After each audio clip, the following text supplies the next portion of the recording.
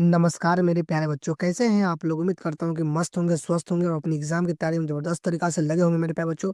मैं हूँ आपका प्रोफेसर। आप देख रहे हैं स्टडी ऑनलाइन क्लास का यूट्यूब चैनल साथियों। आज हम पढ़ने वाले हैं मेरे प्यारे बच्चों। आज हम पढ़ने वाले हैं बिहार बोर्ड मैट्रिक परीक्षा 2026 के लिए साथियों। 20 फरवरी के लिए 100% जरूरी मेरे प्यारे बच्चों। फुल इतिहास का ऑब्जेक्टिव करने वाले साथियों। आज हम हिस्ट्री को इस वीडियो में समाप्त कर लेंगे साथियों। 1 घंटा साथियों, 1 घंटा में साथियों उसको समाप्त करेंगे मेरे प्यारे बच्चों। फुल चैप्टर है, चैप्टर साथियों 1 से लेकर के 8 तक। अगर आप इतना कर लेते तो 20 अंक मुट्ठी में हो जाएगा मेरे प्यारे बच्चों। साथियों मैं हूँ आपका प्रोफेसर, आप देख रहे हैं यूट्यूब चैनल साथियों। आज हम पढ़ने वाले हैं क्लास 10th हिस्ट्री का संपूर्ण ऑब्जेक्टिव क्वेश्चन मेरे प्यारे बच्चों। एक ही वीडियो में समाप्त। इस क्लास में आपको मिलेगा साथियों chapter wise most important objective question, MCQ question का विश्लेषण मेरे प्यारे बच्चों। बोर्ड एग्जाम में पूछे जाने वाला 100% मेरे प्यारे बच्चों क्वेश्चन मिलेगा साथियों। आसान भाषा में समझने को मिलेगा साथियों और 100% एग्जाम ओरिएंटेड तैयारी होगी मेरे प्यारे बच्चों। अगर आप चाहते हैं साथियों हिस्ट्री में 100/100 नंबर लाने का, इस वीडियो को आप बिना साथियों स्किप किए हुए पूरा देखना है मेरे प्यारे बच्चों। कम समय में पूरी तैयारी कराने की गारंटी रोशन सर यानी स्टडी ऑनलाइन क्लास के सारी टीम के मेरे प्यारे बच्चों। साथियों तो क्लास को बहुत ही इंपॉर्टेंट है आपके लिए साथियों क्लास। वीडियो को पूरा देखें और वीडियो पसंद आए तो लाइक कर दे, शेयर कर दे और साथियों कमेंट जरूर कर दे मेरे प्यारे बच्चों, ताकि कोई भी इंपॉर्टेंट क्वेश्चन सब्सक्राइब करके बेल आइकन को ऑल पे कर लीजिए साथियों, ताकि कॉल कोई भी साथियों इंपॉर्टेंट क्वेश्चन आपसे मिस ना हो। चलिए मेरे प्यारे बच्चों, चलिए मेरे साथियों आपको बता दूं कुछ साथियों कि साथियों आज हम हिस्ट्री का संपूर्ण साथियों जो डायरेक्ट एग्जाम में पूछे जाते हैं वो प्रश्न करेंगे साथियों, और चैप्टर वाइज करेंगे मेरे साथियों। सबसे इंपॉर्टेंट है यहाँ पर दिया है full chapter wise. Full chapter wise मेरे प्यारे बच्चों आपके एग्जाम में जो बताएंगे वही आएगा, 100% आएगा मेरे प्यारे बच्चों। तो क्लास 10 संपूर्ण ऑब्जेक्टिव बिल्कुल आसान भाषा में समझेंगे साथियों। बोर्ड में ऑब्जेक्टिव क्वेश्चन यहीं से आएगा, इसका 100% गारंटी है मेरे प्यारे बच्चों। साथियों यहाँ से टॉप लेवल का तैयारी कराई जाएगी मेरे प्यारे बच्चों। चलिए मेरे साथियों सबसे पहले चैप्टर 1 को स्टार्ट करते हैं मेरे प्यारे बच्चों। चलिए पहला चैप्टर है यूरोप में राष्ट्रवाद मेरे प्यारे बच्चों। यहाँ से साथियों जितने भी ऑल मेरे साथियों ऑल इंपॉर्टेंट चैप्टर मेरे प्यारे बच्चों, जितने भी इंपॉर्टेंट क्वेश्चन है ऑब्जेक्टिव क्वेश्चन सारे को तैयार कर लेते हैं मेरे प्यारे बच्चों, सारे क्वेश्चन को तैयार कर लेते हैं। तो चलिए मेरे प्यारे बच्चों एक एक करके इसको समाप्त करते हैं मेरे प्यारे बच्चों। चलिए मेरे साथियों, मेरे प्यारे बच्चों, और आप लोग जिस क्वेश्चन का आंसर पता हो तो आप लोग कमेंट बॉक्स में देते चलिएगा साथियों, ताकि आप लोग को रिवाइज हो सके मेरे प्यारे बच्चों। तो चलिए मेरे प्यारे विद्यार्थी जी, यहाँ पे एक है मेरे साथियों, प्रथम जेनेवा कन्वेंशन कब हुआ था? प्रथम जेनेवा कन्वेंशन कब हुआ था मेरे प्यारे बच्चों? तो यहाँ पे आप लोगों का 1854 में, 1864 में, 1874 में, 1884 में।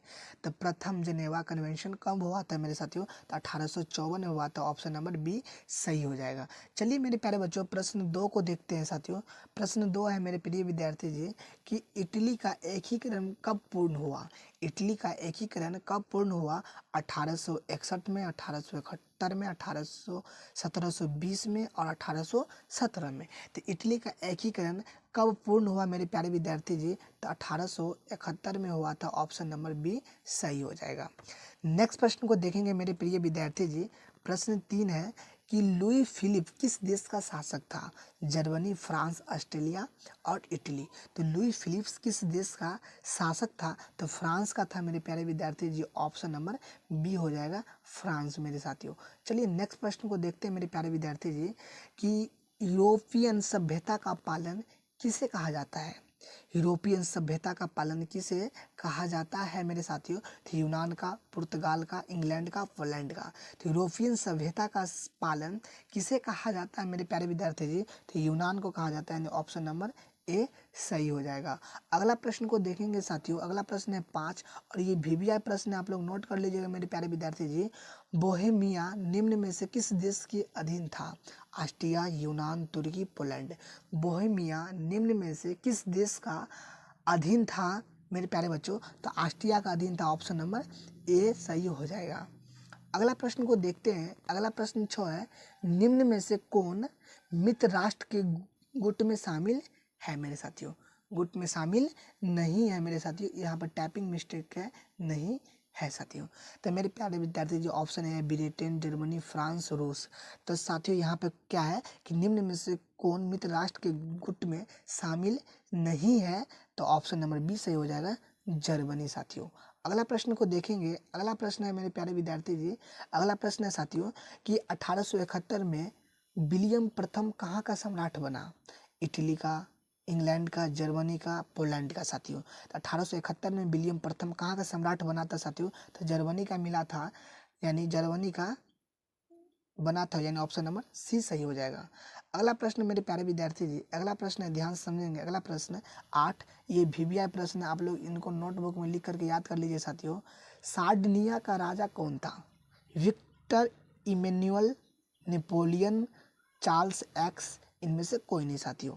तो सार्डिनिया का राजा कौन था मेरे प्यारे बच्चों? तो विक्टर इमेन्युअल ने था, यानी ऑप्शन नंबर ए सही हो जाएगा। इटली के एकीकरण का प्रमुख नायक कौन था? मैजिनी, काबूर, गेरिबाल्डी, इनमें से सभी। तो इटली के एकीकरण का प्रमुख नायक कौन था मेरे प्यारे बच्चों? तो मैजिनी भी था, काबूर भी था और गेरिबाल्डी भी था, और इनमें से सब, यानी क्या ऑप्शन नंबर डी सही हो जाएगा मेरे प्यारे विद्यार्थी जी, सभी था, ऑल ऑफ दी साथियों। अगला प्रश्न देखेंगे मेरे प्यारे विद्यार्थी जी। अगला प्रश्न है, लुई सोलमे को फांसी कब दी गई? 1793 में, 1798 में, 1854 में। तो लुई सोलमे को फांसी कब दी गई मेरे प्यारे विद्यार्थी जी? तो 1793 ईस्वी में, ऑप्शन नंबर यहाँ पे बी सही हो जाएगा। अगला प्रश्न को देखेंगे। अगला प्रश्न है कि 11 कि वियना सम्मेलन की मेजबानी किसने की साथियों? ये मोस्ट इंपॉर्टेंट क्वेश्चन है एग्जाम में आने के, ऐसा मुझे लगता है कि 2026 के एग्जाम में ये प्रश्न आ जाए साथियों। तो Metternich, Napoleon, Lenin, Karl Marx साथियों। तो वियना सम्मेलन की मेजबानी किसने की थी मेरे प्यारे विद्यार्थी जी? तो ऑप्शन नंबर ए, यानी मेटरनिख ने की थी, ऑप्शन नंबर यहाँ पे ए सही हो जाएगा। अगला प्रश्न को देखेंगे, बिना टाइम गंवाए फटाफट स्टार्ट करते साथियों। निम्न में से किस सम्मेलन में मैजनी की क्षतिपूर्ण राशि को कम करा दिया गया साथियों? तो साथियों यहाँ पे क्योटो सम्मेलन में, वियना सम्मेलन में, रियो डी जेनेरो सम्मेलन में, लॉसने सम्मेलन में साथियों। तो निम्न में से किस सम्मेलन में जर्मनी की क्षतिपूर्ति राशि को कम कर दिया गया मेरे प्यारे विद्यार्थी जी? तो लॉसने सम्मेलन में किया गया था, ऑप्शन नंबर डी साथियों सही हो जाएगा। अगला प्रश्न मेरे साथियों 13 है, अमेरिका में न्यू डील किसने लागू की? Abraham Lincoln, Franklin D Roosevelt, Barack Obama Obama Nixon साथियों। तो अमेरिका में न्यू डील किसने लागू की थी मेरे प्यारे विद्यार्थी जी? तो फ्रैंकलिन डी रूजवेल्ट ने की थी, यानी ऑप्शन नंबर बी सही हो जाएगा। अगला प्रश्न को देखेंगे। अगला प्रश्न 14 है, हीगल किस देश का दार्शनिक था? हीगल किस देश का दार्शनिक था? France, Italy, Germany, Austria. Hegel किस देश का दार्शनिक था? तो जर्मनी का था, यानी ऑप्शन नंबर सी सही हो जाएगा। अगला प्रश्न को देखेंगे। अगला प्रश्न है मेरे प्यारे विद्यार्थी जी 15, वियना कांग्रेस का प्रमुख उद्देश्य क्या था? गणराज्य को पुनर्स्थापित करना, लोकतंत्र को पुनर्स्थापित करना, राजतंत्र को पुनर्स्थापित करना, इनमें से कोई नहीं। तो वियना कांग्रेस का प्रमुख उद्देश्य क्या था? तो राजतंत्र को पुनर्स्थापित करना, यानी ऑप्शन नंबर सी सही हो जाएगा। नेक्स्ट प्रश्न को देखेंगे। नेक्स्ट प्रश्न 16 है साथियों, ये VBI प्रश्न है, आप लोग नोट कर लीजिएगा साथियों कि सिकंदर कहाँ का निवासी था? रोम, चीन, यूनान, मिस्र साथियों। तो सिकंदर कहाँ का निवासी था? तो यूनान का था, यानी ऑप्शन नंबर सी सही हो जाएगा। अगला प्रश्न को देखेंगे। अगला प्रश्न है, फ्रांसीसी क्रांति कब हुई? 1789 में, 1804 में, 1771 में, 1817 में। तो फ्रांसीसी क्रांति कब हुई मेरे प्यारे विद्यार्थी जी? 1789 में हुआ था, यानी 1789 में, ऑप्शन नंबर ए सही हो जाएगा। अगला प्रश्न को देखेंगे साथियों। अगला है, राष्ट्रीय आंदोलन का केंद्र जेना विश्वविद्यालय कहाँ स्थित है? इटली, जर्मनी, रूस, ग्रेट ब्रिटेन। तो राष्ट्रीय आंदोलन का केंद्र जेना विश्वविद्यालय कहाँ स्थित है साथियों? तो जर्मनी में है, यानी ऑप्शन नंबर बी सही हो जाएगा। अगला प्रश्न को देखेंगे मेरे प्यारे विद्यार्थी जी, कोसुत का संबंध किस देश से है?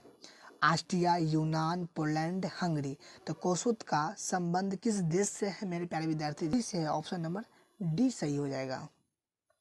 अगला प्रश्न को देखेंगे मेरे प्रिय विद्यार्थी जी 20 है, इटली तथा जर्मनी वर्तमान में किस महादेश के अंतर्गत आते हैं? उत्तरी अमेरिका, दक्षिणी अमेरिका, यूरोप, पश्चिमी एशिया।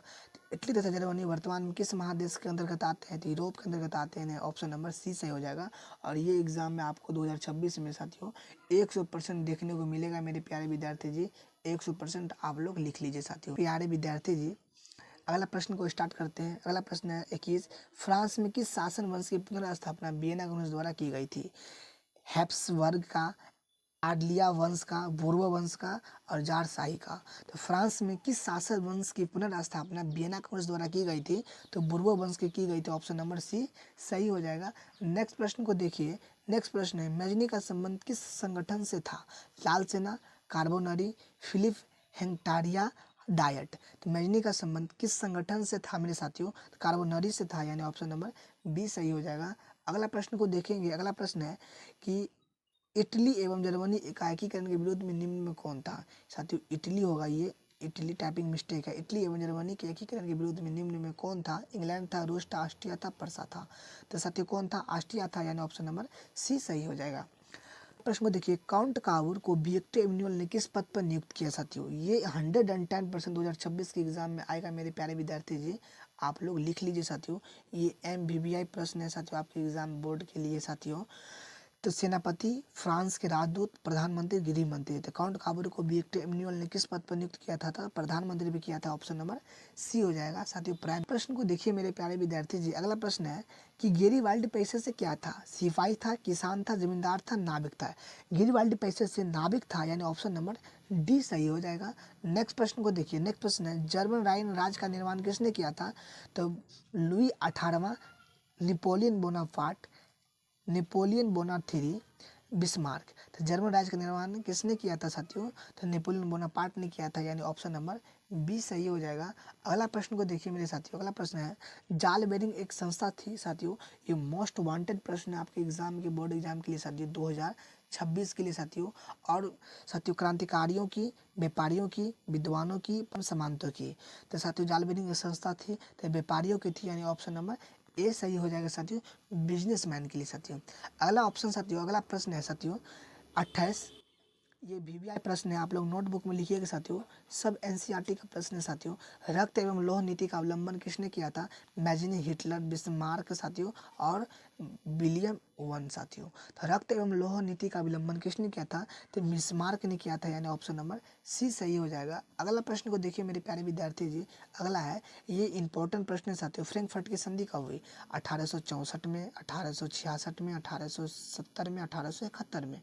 तो फ्रैंकफर्ट की संधि कब हुई थी? तो 1871 में हुई थी। ऑप्शन नंबर डी सही हो जाएगा, 1871 मेरे प्यारे विद्यार्थी जी, ऑप्शन नंबर डी। तो मेरे प्यारे विद्यार्थी जी अगला प्रश्न को देखिए। अगला प्रश्न साथियों 30 कि साथियों कि यूरोप वासियों के लिए किस देश का साहित्य, ज्ञान, विज्ञान प्रेरणा स्रोत रहा?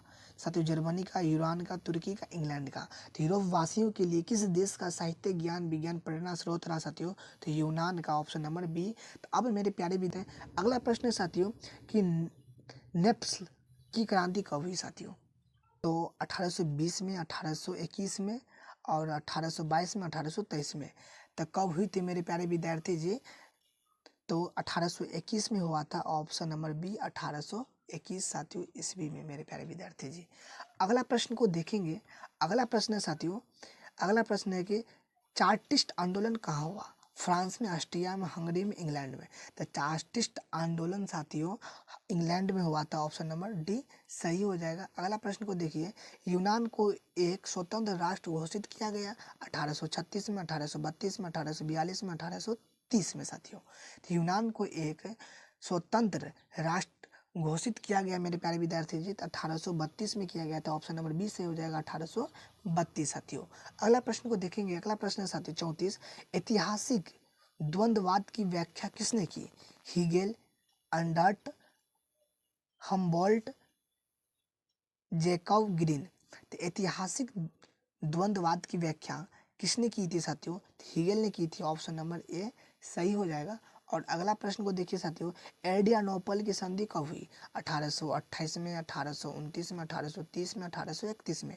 तो एड्रियानोपल की संधि सबको याद है 1829 में हुआ था, ऑप्शन नंबर बी सही हो जाएगा 1829 मेरे प्यारे विद्यार्थी जी। अगला प्रश्न को देखेंगे। अगला प्रश्न है साथियों कि एड्रियानोपल की संधि किन देशों के बीच हुई साथियों? तो तुर्की के साथ हुआ था, यूनान पोलैंड के साथ हुआ था, साथियों कि तुर्की हंगरी के साथ हुआ था, कि हंगरी पोलैंड के साथ हुआ था। तो साथियों एड्रियानोपल की संधि दो देशों के बीच हुई थी, लेकिन उसका नाम था तुर्की और रूस, यानी ऑप्शन नंबर ए सही हो जाएगा। अगला प्रश्न को देखेंगे। अगला प्रश्न है मेरे प्यारे विद्यार्थी जी, सेडान का युद्ध किन के बीच हुआ था? तो ऑस्ट्रिया का और पर्सा के बीच, ब्रिटेन और फ्रांस का बीच, फ्रांस और पर्सा के बीच, पर्सा और रूस का बीच। तो सेडान का युद्ध किनके बीच हुआ था मेरे साथियों? तो फ्रांस और पर्सा के बीच हुआ था, ऑप्शन नंबर सी सही हो जाएगा। अगला प्रश्न मेरे प्यारे विद्यार्थी जी, किस देश का हंगरी पर पूर्ण आधिपत्य था? फ्रांस, ऑस्ट्रिया, ब्रिटेन, तुर्की। तो किस देश का हंगरी पर पूर्ण आधिपत्य था मेरे प्यारे विद्यार्थी जी? तो ऑस्ट्रिया का था, यानी ऑप्शन नंबर बी सही हो जाएगा। अगला प्रश्न को देखेंगे साथियों। अगला प्रश्न है, पोलैंड के विद्रोह को किसने कुचल दिया साथियों? तो रूस, ब्रिटेन, ऑस्ट्रिया, फ्रांस। पोलैंड के विद्रोह को किसने कुचल दिया मेरे प्यारे विद्यार्थी जी? तो रूस ने कुचल दिया था, यानी ऑप्शन नंबर ए सही हो जाएगा, रूस मेरे प्यारे विद्यार्थी जी। मेरे साथियों समाप्त हो चुकी है और चैप्टर आप 2 पे आते हैं मेरे साथियों। चैप्टर 2 है समाजवाद एवं साम्यवाद का साथियों ऑल ऑब्जेक्टिव क्वेश्चन करने वाले मेरे प्यारे बच्चों। चलिए प्रश्न चैप्टर 2 को स्टार्ट करते हैं मेरे प्यारे बच्चों। प्रश्न 1 से स्टार्ट करते हैं। चलिए मेरे साथियों, एक है और बहुत इंपॉर्टेंट है कि साथियों रूस की संसद को कहते हैं डायस संसद, ड्यूमा और सीनेट साथियों। तो रूस के संसद को ड्यूमा कहते हैं, यानी ऑप्शन नंबर सी सही हो जाएगा। Option number C is the correct answer. Next प्रश्न मेरे प्यारे बच्चों, अंतर्राष्ट्रीय महिला दिवस की घोषणा किस वर्ष की गई थी? 1975, 1978, 1980, 1985। तो अंतर्राष्ट्रीय महिला दिवस की घोषणा किस वर्ष की गई थी मेरे प्यारे बच्चों? तो 1975 ईस्वी में की गई थी। ऑप्शन नंबर ए सही हो जाएगा साथियों।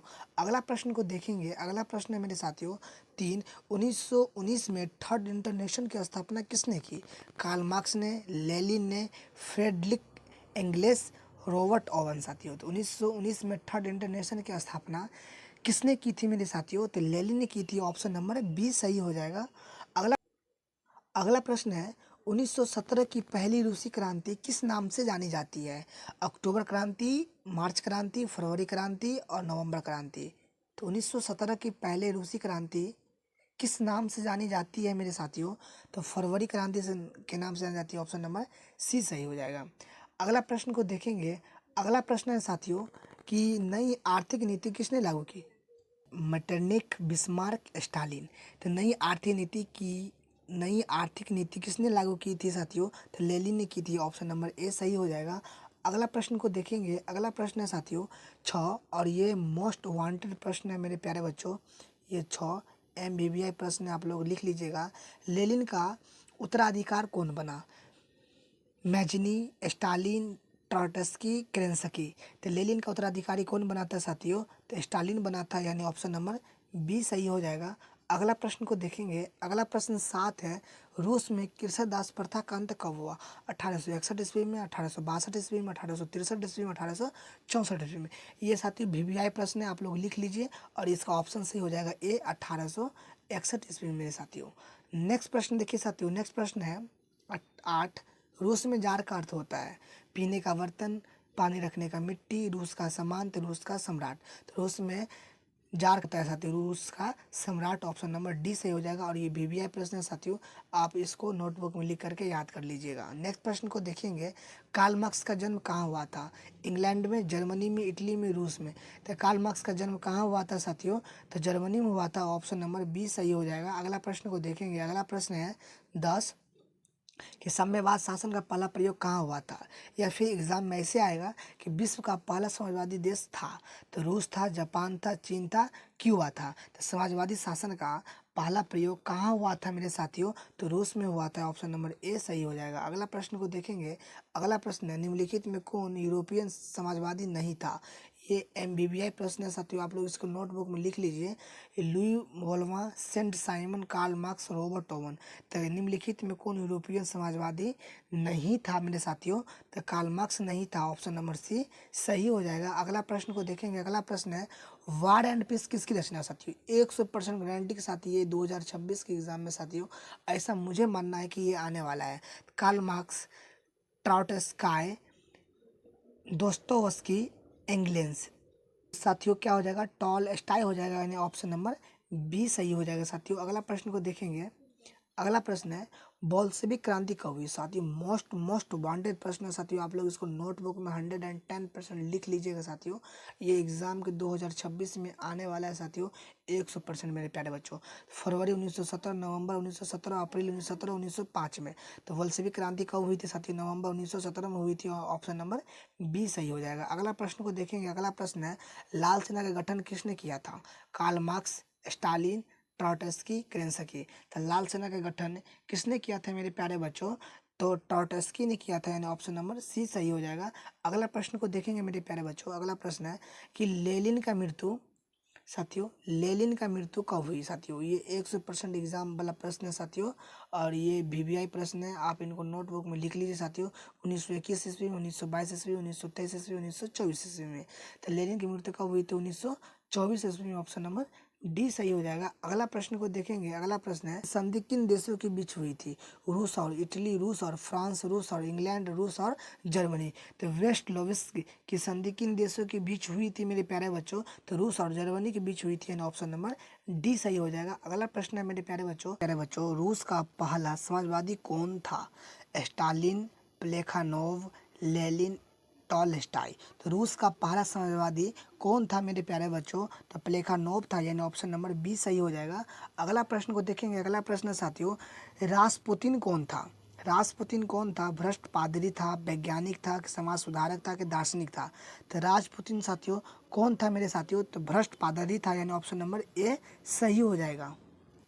अगला प्रश्न मेरे प्यारे बच्चों 19 है, इंपॉर्टेंट क्वेश्चन है साथियों, ये एमबीबीआई प्रश्न है साथियों, आप लोग के एग्जाम के लिए साथियों, कि नई आर्थिक नीति कब लागू हुई? 1921 में, 1923 में, 1924 में, 1924 में। तो नई आर्थिक नीति कब लागू हुई थी साथियों? तो 1921 ईस्वी में लागू हुआ था, ऑप्शन नंबर साथियों ए सही हो जाएगा मेरे प्यारे बच्चों। अगला प्रश्न को देखेंगे। प्रश्न 20 है साथियों, दास कैपिटल की रचना किसने की? एंजलेंस किया था, दोस्तोवस्की किया था, कि टॉलस्टॉय किया था, कि साथियों कार्ल मार्क्स किया था? तो दास कैपिटल की रचना किसने किया था साथियों? तो कार्ल मार्क्स ने किया था, यानी ऑप्शन नंबर डी सही हो जाएगा। अगला प्रश्न को देखेंगे मेरे प्यारे बच्चों। अगला प्रश्न है, रूस के सम्राट को क्या कहा जाता है? फरारो कहा जाता है, कि जार कहा जाता है, कि राजा कहा जाता है, कि रीजेंट कहा जाता है? तो रूस के सम्राट को क्या कहा जाता है मेरे प्यारे बच्चों? रूस के सम्राट को क्या कहा जाता है? तो जार कहा जाता है, यानी ऑप्शन नंबर बी सही हो जाएगा। अगला प्रश्न को देखेंगे। अगला प्रश्न 22 है, मजदूर दिवस कब मनाया जाता है? 1 अप्रैल को, 1 मई को, 15 अप्रैल को, 8 मार्च को। तो मजदूर दिवस कब मनाया जाता है साथियों? तो पता है कि 1 मई को मनाया जाता है, 1 मई साथियों, 1 मई को मनाया जाता है, यानी ऑप्शन नंबर बी सही हो जाएगा। प्रश्न 23 है मेरे प्यारे बच्चों, ध्यान से समझेंगे। प्रश्न 23, अंतर्राष्ट्रीय महिला दिवस कब मनाया जाता है साथियों? ये एमबीबीआई प्रश्न है, आप लोग एग्जाम में साथियों आने की संभावना है। 4 जून को, 1 दिसंबर को, 15 अप्रैल को, 8 मार्च, 8 मार्च को साथियों। तो मेरे प्यारे बच्चों, अंतर्राष्ट्रीय महिला दिवस कब मनाया जाता है? तो आप लोगों को पता है कि 8 मार्च को मनाया जाता है, यानी ऑप्शन नंबर डी सही हो जाएगा, 8 मार्च मेरे प्यारे बच्चों। अगला प्रश्न को देखेंगे साथियों। अगला प्रश्न मेरे प्यारे बच्चों 24 है, और बहुत इंपॉर्टेंट प्रश्न है, समाजवादियों के बाइबिल किसे कहा जाता है? दास कैपिटल को, वार एंड पीस को, स्पार्क को, कम्युनिस्ट घोषणा पत्र को। तो समाजवादियों के बाइबिल किसे कहा जाता है? दास कैपिटल को कहा जाता है, ऑप्शन नंबर ए सही हो जाएगा। अगला प्रश्न को देखेंगे। अगला प्रश्न है मेरे प्यारे बच्चों 25, कार्ल मार्क्स ने किसके साथ मिलकर कम्युनिस्ट घोषणा पत्र प्रकाशित किया था? तो जैन, Dostoevsky, English, Tolstoy. Karl Marx ने किसके साथ कम्युनिस्ट घोषणा पत्र की प्रकाशित किया था मेरे प्यारे बच्चों? तो एंजलिस के साथ मिलकर किया था, ऑप्शन नंबर सी सही हो जाएगा। अगला प्रश्न को देखेंगे 26 है, कि जार निकोलस द्वितीय की पत्नी जरीना किस देश की राजकुमारी थी मेरे प्यारे बच्चों? तो इटली था, फ्रांस था, और साथियों ये सो काट करके ब्रिटेन कर लीजिए मेरे प्यारे बच्चों, ब्रिटेन साथियों का टॉलस्टॉय। तो जरीना किस देश का था? तो ब्रिटेन का ही था, ऑप्शन नंबर सी सही हो जाएगा। अगला प्रश्न को देखेंगे। अगला प्रश्न 27 है, समाजवादी घोषणा पत्र के लेखक थे लियो टॉलस्टॉय, ट्रॉट्स्की, ब्रेटेन, कार्ल मार्क्स और एंगल्स साथियों। तो कौन थे? तो कार्ल मार्क्स और एंगल्स थे, यानी ऑप्शन नंबर डी सही हो जाएगा। 28 है, निम्नलिखित में से किसे समाजवाद के संस्थापक के रूप में माना जाता है? लेनिन को, स्टालिन को, जेनडोंग को, कार्ल मार्क्स को। तो निम्नलिखित में से किसे समाजवाद के संस्थापक के रूप में माना जाता है मेरे प्यारे बच्चों? तो कार्ल मार्क्स को माना जाता है, ऑप्शन नंबर डी सही हो जाएगा। और अगला प्रश्न मेरे प्यारे बच्चों और आप चैप्टर 3 को समाप्त करेंगे मेरे साथियों। हिंद चीन में राष्ट्रवादी आंदोलन साथियों, हिंद चीन में राष्ट्रवादी आंदोलन मेरे प्यारे बच्चों। चलिए स्टार्ट करते हैं क्लास को मेरे प्यारे बच्चों। मेरे प्यारे बॉक्स में देते चलिएगा साथियों। प्रश्न एक है, दक्षिण वियतनाम में किसकी प्रथम सरकार थी? हो ची मिन्ह का, बाओ दाई का, न्यू दी दियम का, हिरासु का साथियों। तो दक्षिण वियतनाम में किसकी सरकार थी साथियों? तो बाओ दाई की थी, यानी ऑप्शन नंबर बी करेक्ट हो जाएगा मेरे प्यारे बच्चों। अगर आप चाहते हैं इस क्लास का पीडीएफ लेने के लिए तो आप ज्वाइन हो सकते हैं स्टडी ऑनलाइन साथियों, ऑनलाइन क्लासेस को, जहाँ पे आपको क्लास का पीडीएफ प्रोवाइड कराई जाएगी मेरे प्यारे बच्चों। तो चलिए प्रश्न दो को देखते हैं मेरे साथियों। टोकिन फ्री स्कूल कहाँ स्थापित किया गया? मोस्ट वांटेड प्रश्न है मेरे प्यारे बच्चों कि कंबोडिया में, फ्रांस में, लाओस में, वियतनाम में। तो टोकिन फ्री स्कूल कहाँ स्थापित किया गया मेरे प्यारे बच्चों? तो वियतनाम में किया गया था, यानी ऑप्शन नंबर डी करेक्ट हो जाएगा। अगला प्रश्न को देखते हैं। पोडसडम की घोषणा के बाद किसने मेरे प्यारे बच्चों, तो बताना है आप लोग को फ्रांस, जापान, वियतनाम, भारत। तो पोडसडम की घोषणा के बाद किसने आत्मसमर्पण किया मेरे प्यारे बच्चों? तो जापान किया था, यानी ऑप्शन नंबर बी करेक्ट हो जाएगा। नेक्स्ट प्रश्न को देखेंगे। नेक्स्ट प्रश्न साथियों 4 है, हिंद चीन क्षेत्र में कौन से देश आते हैं? चीन, वियतनाम, लाओस। हिंद चीन Vietnam, Cambodia Vietnam, Laos Cambodia Vietnam, चीन, थाईलैंड। तो हिंद चीन क्षेत्र में कौन सा देश आते हैं साथियों? तो कंबोडिया आते हैं, वियतनाम आता है, लाओस आता है, यानी ऑप्शन नंबर यहाँ पे सी सही हो जाएगा साथियों। और अगला प्रश्न को देखते हैं मेरे प्यारे बच्चों। 5 है, अंकोरवाट का मंदिर कहाँ स्थित है? साथियों आप लोग लिख करके ले लीजिए कि सर बताए थे, ये एमबीबीआई प्रश्न है और आपके 2026 के एग्जाम में 110% एग्जाम में आएगा मेरे प्यारे बच्चों। तो अंकोरवाट का मंदिर कहाँ स्थित है? वियतनाम में है कि थाईलैंड में है कि लाओस में है कि कंबोडिया में है? कंबोडिया वाट का मंदिर कहाँ स्थित है मेरे प्यारे बच्चों? तो कंबोडिया में, यानी ऑप्शन नंबर डी सही हो जाएगा। अगला प्रश्न को देखते हैं मेरे साथियों। अगला प्रश्न 6 है, हिंद चीन पहुंचने वाले प्रथम व्यापारी थे? इंग्लैंड वासी था, फ्रांसीसी था, पुर्तगाली था, डच था?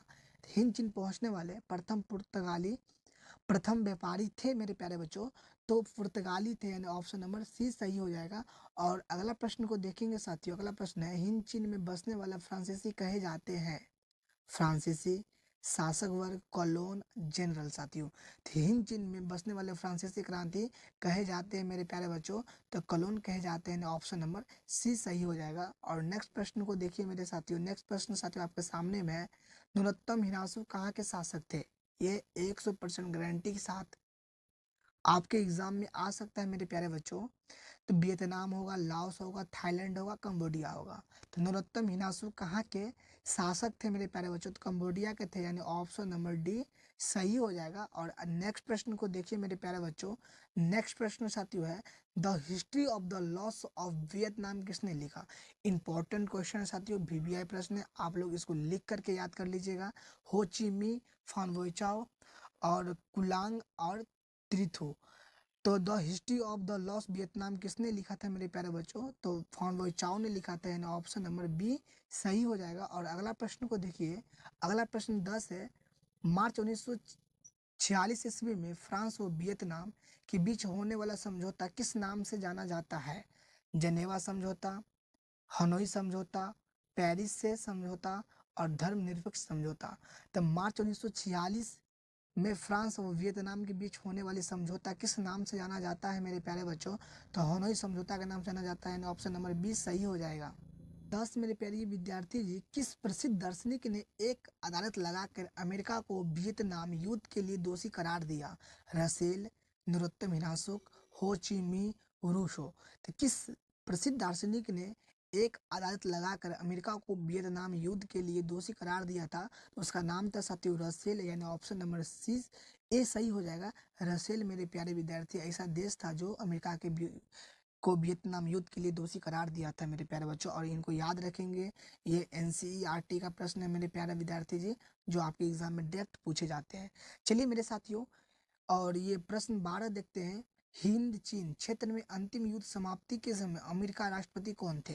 वाशिंगटन था, निकलस था, जॉर्ज बुश था कि रूजवेल्ट था। हिंद चीन क्षेत्र में अंतिम युद्ध समाप्ति के समय अमेरिका राष्ट्रपति कौन था साथियों? तो निक्सन था, यानी ऑप्शन नंबर बी यहाँ पे सही हो जाएगा करेक्ट आंसर साथियों। और इनको नोटबुक में आप लोग लिख ही लीजिएगा मेरे प्यारे बच्चों, जो आपके एग्जाम 2026 में साथियों 100% गारंटी के साथ पूछा जाएगा एग्जाम में मेरे प्रिय विद्यार्थी जी, आप लोग याद रखिएगा साथियों। बच्चों आप लोग को प्रश्न 13 का जवाब देना है। हुआ हुआ आंदोलन किस प्रकृति का था साथियों? MBBI प्रश्न है, आप लोग नोटबुक में इनको जरूर लिखिए साथियों। क्रांतिकारी था, धार्मिक था, साम्राज्यवादी समर्थक था, क्रांतिकारी धार्मिक था। तो हुआ हुआ आंदोलन किस प्रकार का प्रवृत्ति का था मेरे प्यारे विद्यार्थी? तो क्रांतिकारी धार्मिक था, यानी ऑप्शन नंबर डी सही हो जाएगा। और नेक्स्ट प्रश्न को देखेंगे मेरे प्रिय विद्यार्थी जी। नेक्स्ट प्रश्न है, जेनेवा समझौता कब हुआ था? 1954 में, 1960 में, 1950 में, 1946 में। तो जेनेवा समझौता मेरे प्रिय विद्यार्थी जी कब हुआ था? तो 1954 में हुआ था, यानी ऑप्शन नंबर ए सही हो जाएगा 1954 मेरे प्रिय विद्यार्थी जी, 1954 ईस्वी में। अगला प्रश्न को देखेंगे मेरे साथियों। अगला प्रश्न है, उत्तरी एवं दक्षिणी वियतनाम एकीकरण कब पूर्ण हुआ? उत्तरी एवं दक्षिणी वियतनाम का एकीकरण कब पूर्ण हुआ? 1970 में, 1980 में, 1979 में, 1975 में मेरे प्रिय विद्यार्थी जी। उत्तरी एवं दक्षिणी वियतनाम का एकीकरण कब पूर्ण हुआ था मेरे प्रिय विद्यार्थी जी? तो 1975 में हुआ था, यानी ऑप्शन नंबर डी सही हो जाएगा 1975 मेरे प्रिय विद्यार्थी जी। और अगला प्रश्न को देखेंगे। अगला प्रश्न है मेरे साथियों 16, अनामी दल के संस्थापक कौन था? ये मोस्ट एग्जाम के लिए इंपॉर्टेंट है मेरे प्रिय विद्यार्थी जी, आप लोग याद रखेंगे। जोनगुन आई, हो ची मी, बाओ दाई, फान वोई चाओ साथियों। तो आपको बताना है कि अनामी दल के संस्थापक कौन है मेरे प्रिय विद्यार्थी जी? तो जोनगुन आई था, इन ऑप्शन नंबर ए सही हो जाएगा साथियों। और अगला प्रश्न को देखेंगे मेरे प्रिय विद्यार्थी जी। दुयेन वियेन फू के युद्ध में कौन बुरी तरह हार गया मेरे साथियों? ये इंपॉर्टेंट प्रश्न है, आप लोग इनको याद रखिएगा। पुर्तगाल, फ्रांस, कंबोडिया, अमेरिका। तो DN फू के युद्ध में कौन बुरी तरह हार गया था मेरे साथियों? तो फ्रांस बुरी तरह हार गया था, यानी ऑप्शन नंबर बी सही हो जाएगा मेरे प्रिय विद्यार्थी जी। और अगला प्रश्न को देखेंगे। अगला प्रश्न 18 है, क्रांतिकारी संगठन दुई तान हुई के नेता कौन थे?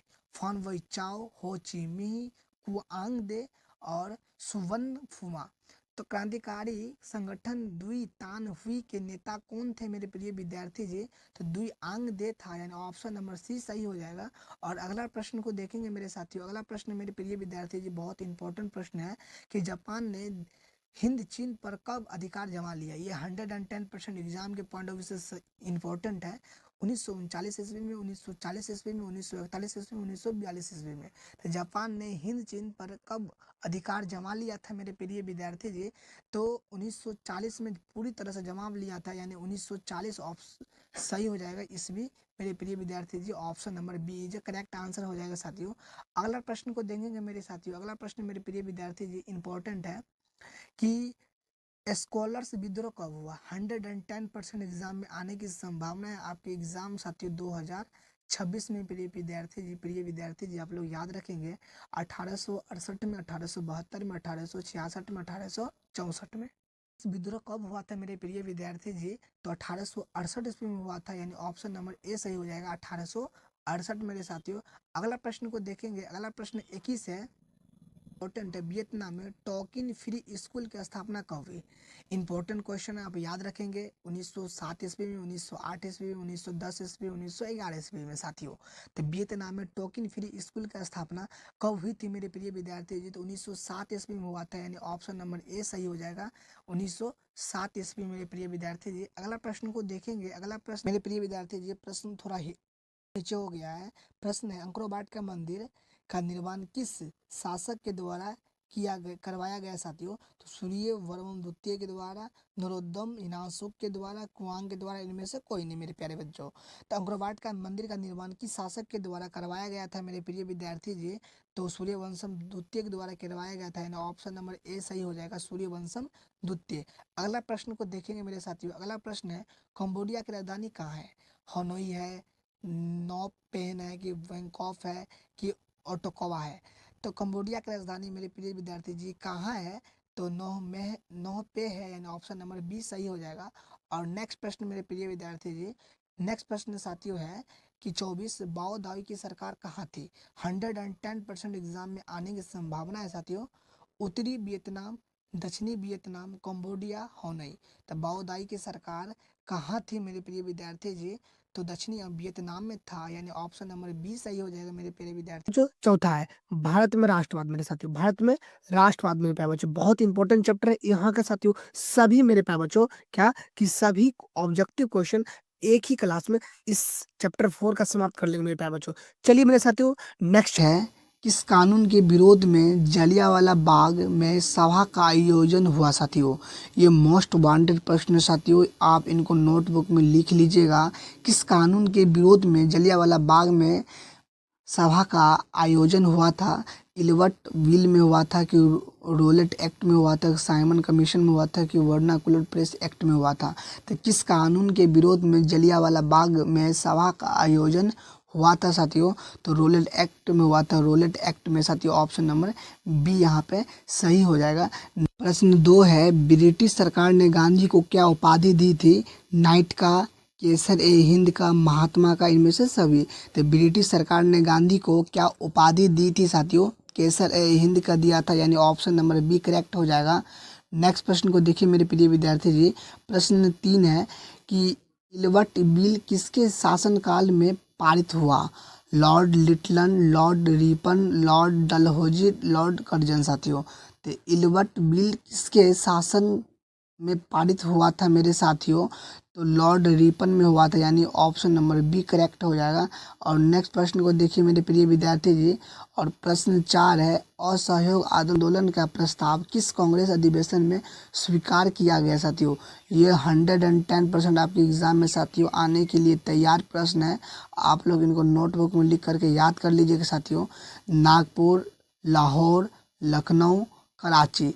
तो असहयोग आंदोलन का प्रस्ताव किस कांग्रेस अधिवेशन में स्वीकार किया गया था मेरे प्रिय विद्यार्थी जी? तो नागपुर में किया गया था, यानी ऑप्शन नंबर यहाँ पे ए करेक्ट हो जाएगा। और नेक्स्ट प्रश्न को देखिए मेरे प्रिय विद्यार्थी जी। प्रश्न 5 है, दांडी यात्रा से किस आंदोलन की शुरुआत हुई थी साथियों? मोस्ट वांटेड प्रश्न है साथियों, 100% साथियों मैं दावे के साथ कह सकता हूँ कि एग्जाम में आएगा साथियों। ये प्रश्न MBBI है आप लोगों के एग्जाम के लिए साथियों, और ये 2026 के एग्जाम में 100% साथियों आने की संभावना बनती है साथियों। तो आप लोग इनको नोटबुक में लिख करके याद कर लीजिए। असहयोग आंदोलन, भारत छोड़ो आंदोलन, सविनय अवज्ञा आंदोलन, चंपारण सत्याग्रह। तो दांडी यात्रा से किस आंदोलन की शुरुआत हुई थी मेरे प्रिय विद्यार्थी जी? विनय अवज्ञा आंदोलन की शुरुआत हुई थी, यानी ऑप्शन नंबर सी करेक्ट हो जाएगा। और चलिए प्रश्न नंबर 6 को देख रहे हैं। प्रश्न 6 है, अखिल भारतीय ट्रेड यूनियन कांग्रेस के प्रथम अध्यक्ष कौन थे साथियों? मोस्ट वांटेड प्रश्न है साथियों, ये MBBI प्रश्न है, आप लोग नोटबुक में लिख करके याद कर लीजिएगा साथियों। बाल गंगाधर तिलक, लाला लाजपत राय, गोपाल कृष्ण गोखले, सुभाष चंद्र बोस साथियों। तो अखिल भारतीय ट्रेड यूनियन कांग्रेस के प्रथम अध्यक्ष कौन थे मेरे साथियों? तो आई थे, यानी ऑप्शन नंबर बी करेक्ट हो जाएगा। और अगला प्रश्न को देखेंगे मेरे प्रश्न 7 है, ऑल इंडिया मुस्लिम लीग की स्थापना कब हुई? 1902 में, 1906 में, 1911 में, 1912 में। तो इंडिया मुस्लिम लीग की स्थापना कब हुई थी मेरे साथियों? तो 1906 में हुई थी, यानी ऑप्शन नंबर बी सही हो जाएगा। 96 में मेरे प्रिय विद्यार्थी जी। चलिए प्रश्न 8 को देखते हैं। 8 है, गांधी जी के राजनीतिक गुरु कौन थे? गांधी जी के राजनीतिक गुरु कौन थे साथियों? ये MBBI प्रश्न आप लोग नोटबुक में लिख करके याद कर लीजिएगा। गोपाल कृष्ण गोखले, रविंद्रनाथ टैगोर, बिपिन चंद्र पाल, बोमेश चंद्र बनर्जी। तो गांधी के राजनीतिक गुरु कौन थे मेरे साथियों? तो गोपाल कृष्ण गोखले थे, यानी ऑप्शन नंबर यहाँ पे ए सही हो जाएगा मेरे साथियों। और प्रश्न 9 को देखेंगे साथियों। 9 है, निम्न में से कौन उदारवादी नेता नहीं है? दादा भाई नौरोजी, फिरोज शाह मेहता, बिपिन चंद्र पाल, सुरेंद्र नाथ बनर्जी। तो निम्नलिखित में कौन उदारवादी नेता नहीं है मेरे साथियों? तो बिपिन चंद्र पाल नहीं है, यानी ऑप्शन नंबर सी करेक्ट हो जाएगा। और प्रश्न साथियों अगला को देखेंगे मेरे साथियों। 10 है साथियों, निम्नलिखित में से किसे पहली बार मुसलमानों के लिए अलग निर्वाचन का प्रस्ताव रखा? साइमन कमीशन, मॉडले मिंटो सुधार, दिल्ली समझौता, मैग्न्ट्यू चेम्सफोर्ड रिवोल्ट। तो निम्नलिखित में से किसने पहली बार मुसलमानों के लिए निर्वाचन का प्रस्ताव रखा था मेरे साथियों? मॉडलो मिंटो सुधार ने रखा था, यानी ऑप्शन नंबर बी करेक्ट हो जाएगा। और प्रश्न, रेलवे की शुरुआत किसके शासनकाल के दौरान हुई थी साथियों? ये आपको एग्जाम में आने की संभावना प्रश्न को है साथियों, आप इनको नोटबुक में लिख करके याद कर लीजिएगा। Lord Dalhousie, Lord Lytton, Lord Cornwallis, Lord Minto. तो भारत में रेलवे की शुरुआत किसके शासनकाल के दौरान हुई थी मेरे साथियों? तो लॉर्ड डलहौजी के दौरान हुई थी, यानी ऑप्शन नंबर ए करेक्ट हो जाएगा। 12 को देखेंगे मेरे साथियों, स्वराज दल के प्रथम अध्यक्ष कौन थे? 100% साथियों आएगा साथियों, आप लोग नोटबुक में लिख लीजिए, ये वीवीआई प्रश्न है आप लोग एग्जाम में आने के लिए। मोतीलाल नेहरू, चित्तरंजन दास, मदन मोहन मालवीय, मानवेंद्र नाथ राय साथियों। तो स्वराज दल के प्रथम अध्यक्ष कौन थे साथियों? चित्तरंजन दास थे, यानी ऑप्शन नंबर बी करेक्ट हो जाएगा। और चलिए अगला प्रश्न को देखते हैं। अगला प्रश्न साथियों 13 है, गदर पार्टी का स्थापना किसने और कब की साथियों? ये 200% साथियों लिख लीजिए, कहने के लिए तो 100% लेकिन 200% लिख लीजिए, ये आपके एग्जाम में आने वाला है साथियों। गुरदयाल सिंह 1916 में, चंद्रशेखर आज़ाद 1920 में, लाला हरदयाल 1913 में, सोहन सिंह भाखना 1918 में साथियों। गदर पार्टी का स्थापना किसने और कब की थी साथियों? ये MBBI प्रश्न है साथियों, आपके एग्जाम में आने के लिए साथियों, इनको नोटबुक में लिख लीजिएगा साथियों। तो लाला हरदयाल 1913 में किया था, यानी ऑप्शन नंबर सी करेक्ट हो जाएगा। चलिए मेरे प्यारे बच्चों अगला प्रश्न को देखते हैं। 14 है, जलियांवाला बाग हत्याकांड किस तिथि को हुआ था? ऑप्शन नंबर दे दिया साथियों ए 13 अप्रैल 1919 में, 14 अप्रैल 1919 में, 15 अप्रैल 1919 में, 16 अप्रैल 1919 में साथियों। तो जालियांवाला बाग हत्याकांड किस तिथि को हुआ था साथियों? इसमें आप लोग लिख लीजिए कि सर ये MBBI प्रश्न है और आप लोग याद कर लीजिएगा। तो 13 अप्रैल 1919 ईस्वी में हुआ था, यानी ऑप्शन नंबर ए करेक्ट हो जाएगा। चलिए प्रश्न अगला देखते हैं साथियों। अगला प्रश्न साथियों 15 है कि लखनऊ समझौता किस वर्ष हुआ? 1916 में, 1918 में, 1920 में, 1922 में। तो लखनऊ समझौता कब हुआ साथियों? ये VVI प्रश्न है, आप लोग नोटबुक में लिख लीजिएगा। तो 1916 ईस्वी में हुआ था, यानी ऑप्शन नंबर ए करेक्ट हो जाएगा। और प्रश्न 16 को देखते हैं मेरे साथियों। असहयोग आंदोलन का प्रस्ताव कांग्रेस के किस अधिवेशन में पारित हुआ था? तो सितंबर 1920 ईस्वी कलकत्ता में, अक्टूबर 1920 ईस्वी अहमदाबाद में, नवंबर 1920 ईस्वी में फैजपुर में, दिसंबर 1920 ईस्वी में नागपुर में। तो असहयोग आंदोलन का प्रस्ताव कांग्रेस के किस अधिवेशन में पारित हुआ था? सितंबर 1920 ईस्वी में हुआ था पारित साथियों, यानी साथियों सितंबर 1920 ईस्वी में, यानी ऑप्शन नंबर। और वेस्ट बंगाल में हुआ था साथियों, तो ऑप्शन नंबर ए सही हो जाएगा मेरे प्यारे बच्चों। चलिए अगला प्रश्न को देखते हैं। प्रश्न 17 है, भारत में खिलाफत आंदोलन कब और किस देश के शासक में समर्थन हुआ था साथियों? समर्थन में शुरू हुआ था? तो 1920 ईस्वी तुर्की, 1920 ईस्वी अरब, 1920 ईस्वी फ्रांस, 1920 ईस्वी नागपुर। तो भारत में खिलाफत आंदोलन कब और किस देश के शासक के समर्थन में शुरू हुआ था मेरे साथियों? तो 1920 ईस्वी तुर्की में हुआ था, यानी ऑप्शन नंबर ए सही हो जाएगा। 1920 ईस्वी तुर्की मेरे प्रिय विद्यार्थी जी। चलिए अगला प्रश्न को देखते हैं। प्रश्न 18 है मेरे प्रिय विद्यार्थी जी, सभी नए अवज्ञा आंदोलन कब और किस यात्रा से शुरू हुआ था? ये साथियों मोस्ट इंपॉर्टेंट क्वेश्चन है, आप लोग इनको याद कर ही लीजिएगा मेरे प्यारे बच्चों। 1920 ईस्वी भुज, 1930 ईस्वी अहमदाबाद, 1930 ईस्वी डांडी, 1930 ईस्वी रंपा। तो सभी नए अवज्ञा आंदोलन कब और किस यात्रा से शुरू हुआ था? तो गांधी जी शुरू किए थे 1930 और डांडी में, यानी 1930 ईस्वी डांडी में किया था, यानी ऑप्शन नंबर यहाँ पे सी करेक्ट हो जाएगा। 1930 ईस्वी डांडी मेरे प्रिय विद्यार्थी जी। चलिए अगला प्रश्न को देखते हैं। अगला प्रश्न मेरे साथियों सामने में है, पूर्ण स्वराज की मांग का प्रस्ताव कांग्रेस के किस अधिवेशन में पारित हुआ था साथियों? बहुत इंपॉर्टेंट क्वेश्चन मेरे प्यारे बच्चों, ये एग्जाम में सीधा सीधा आने वाला है। 1929 ईस्वी लाहौर, 1931 ईस्वी कराची, 1933 ईस्वी कलकत्ता, 1937 में बेलगांव साथियों। पूर्ण स्वराज मांग की आप कांग्रेस के किस अधिवेशन में पारित हुआ था मेरे साथियों? तो 1929 ईस्वी लाहौर में हुआ था, यानी ऑप्शन नंबर ए सही हो जाएगा। 1929 ईस्वी लाहौर मेरे प्रिय विद्यार्थी आप लोग याद रखेंगे। चलिए प्रश्न नंबर 20 को देखते हैं। 20 है, राष्ट्रीय स्वयंसेवक संघ की स्थापना कब और किसने की थी? 1923 ईस्वी गुरु गोलवलकर ने, 1925 ईस्वी KV हेडगेवार ने, 1926 में चित्तरंजन दास ने, 1923 में लाला चंद्र ने साथियों।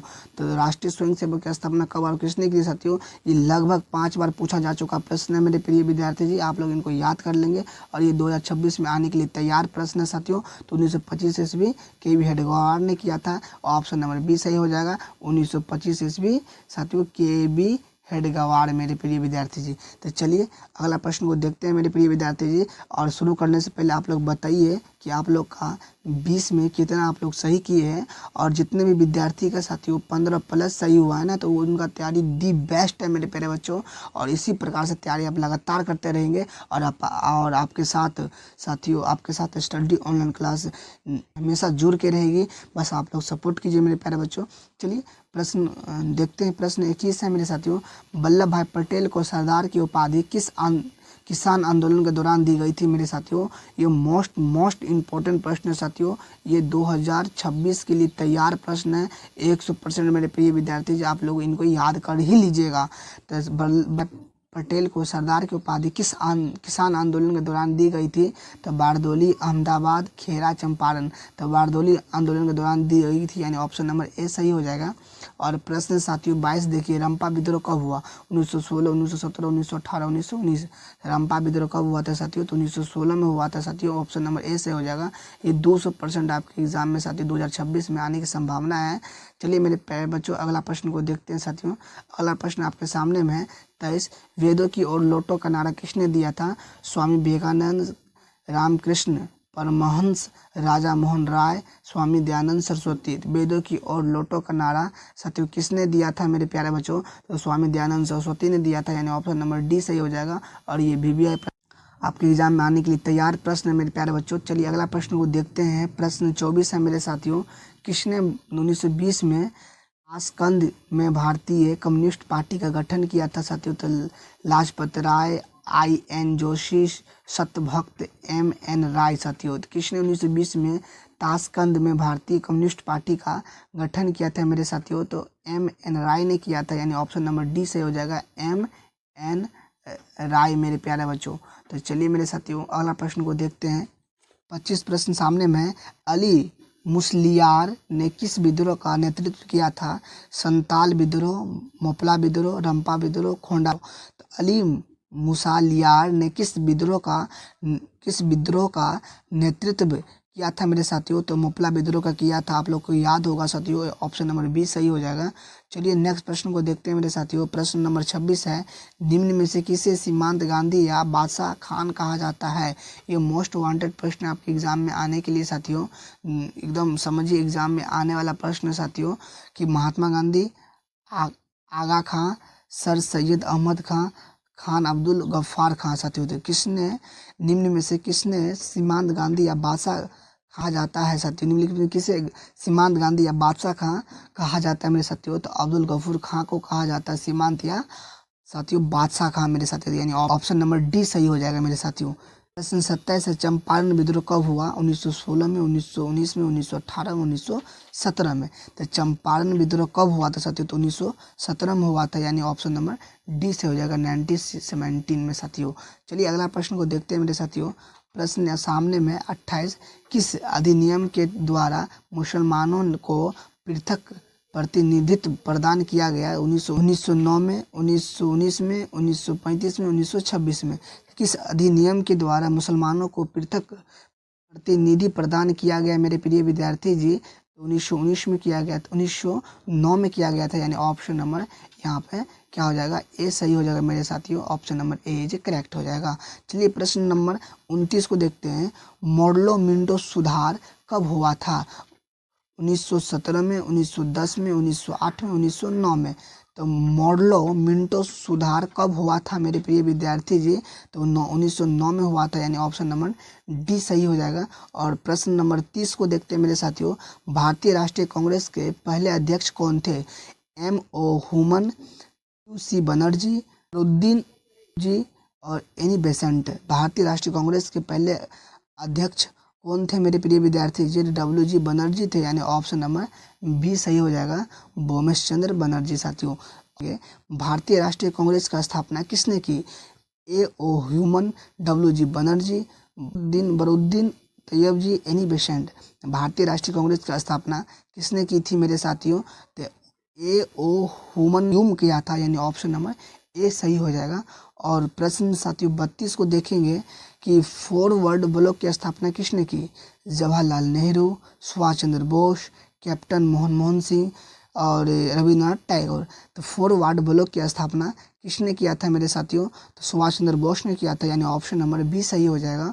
और प्रश्न अगला को देखेंगे मेरे साथियों। प्रश्न 33 है कि किस वर्ष साइमन कमीशन भारत आया साथियों? 1922 में, 1923 में, 1927 में, 1928 में। तो किस वर्ष साइमन कमीशन भारत आया था मेरे साथियों? तो 1928 में आया था, यानी ऑप्शन नंबर डी सही हो जाएगा।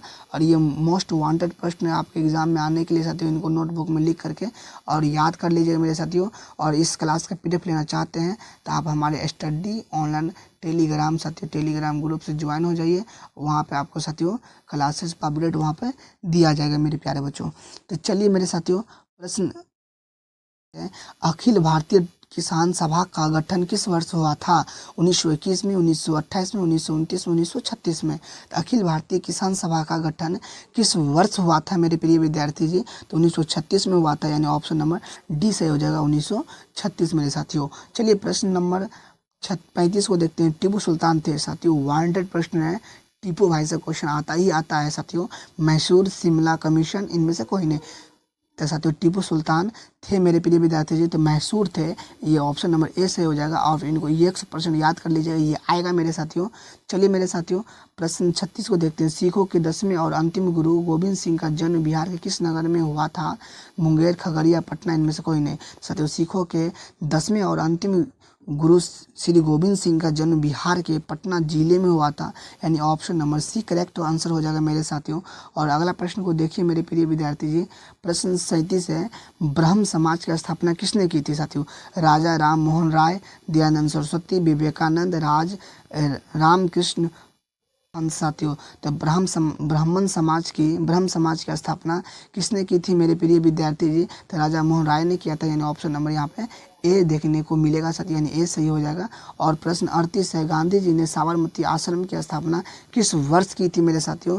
तो यहाँ पे 1895, 1900 में, 1915 में, 1916 में। तो गांधी जी ने साबरमती आश्रम की स्थापना किस वर्ष की थी मेरे प्रिय विद्यार्थी जी? 1915 में की थी, यानी ऑप्शन नंबर सी सही हो जाएगा, 1915 मेरे प्रिय विद्यार्थी जी। चलिए प्रश्न नंबर अगला देखते हैं। अगला है 39, भारतीय राष्ट्रीय कांग्रेस की स्थापना कब हुई? 1885 में, 1895 में, 1900 में।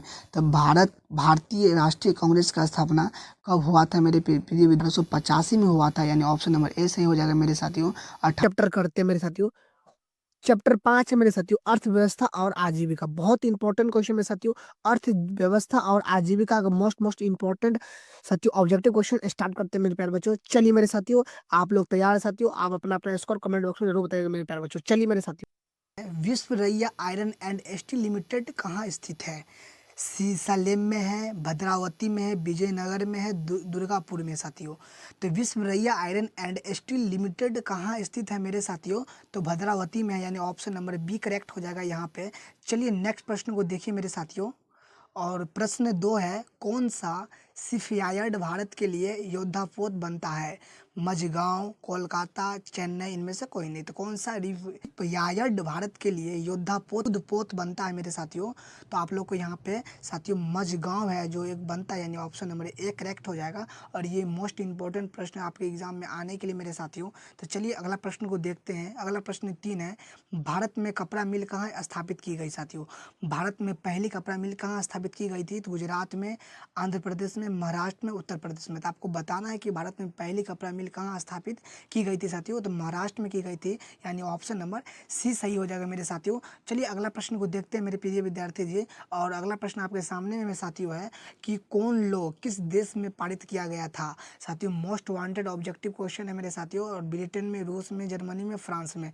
तो कौन लॉ किस देश में स्थापित किया गया था मेरे साथियों? तो ब्रिटेन में किया गया था, यानी ऑप्शन नंबर ए सही हो जाएगा। और अगला प्रश्न को देखिए मेरे साथियों। अगला प्रश्न 5 है, स्पेनिंग जेनी का आविष्कार कब हुआ था साथियों? 100% आपके एग्जाम में आएगा। और ये वीवीआई प्रश्न आप लोग इसको नोटबुक में करके याद कर लीजिए। 1769 में, 1870 में, 1773 में, 1775 में।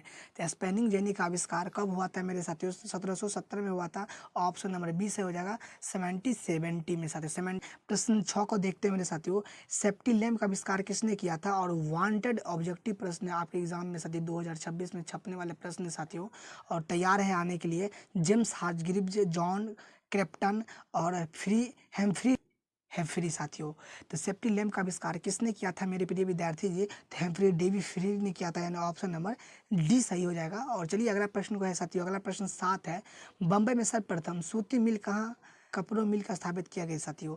बम्बई में सर्वप्रथम सूती मिल की कपड़ों की मिल स्थापित किस शहर में किया गया था मेरे साथियों? तो 1854 में, 1885 में, 1907 में, 1954 में साथियों, 1914 में।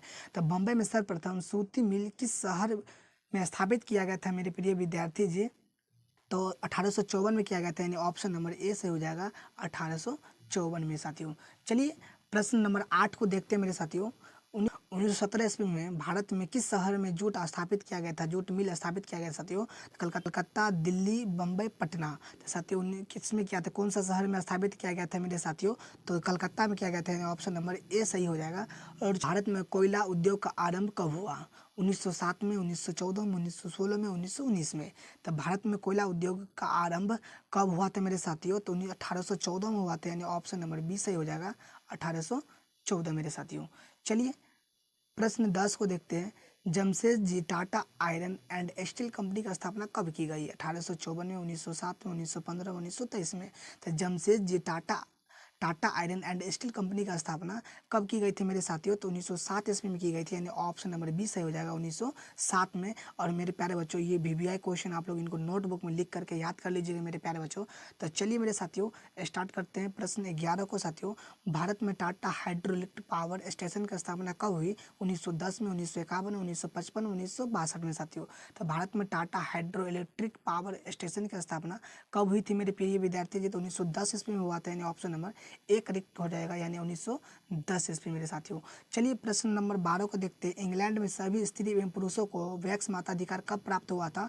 ऑप्शन ए 1838 में, ऑप्शन बी 1881 में, ऑप्शन सी है 1918 में, ऑप्शन डी है 1932 में। इंग्लैंड में सभी स्त्री एवं पुरुषों को मताधिकार वैक्स कब अधिकार प्राप्त हुआ था? 1918 ईस्वी में, यानी ऑप्शन नंबर सी करेक्ट हो जाएगा। चलिए मेरे साथियों प्रश्न नंबर 13 को देखते हैं। 13 है अखिल भारतीय ट्रेड यूनियन कांग्रेस का स्थापना कब हुई?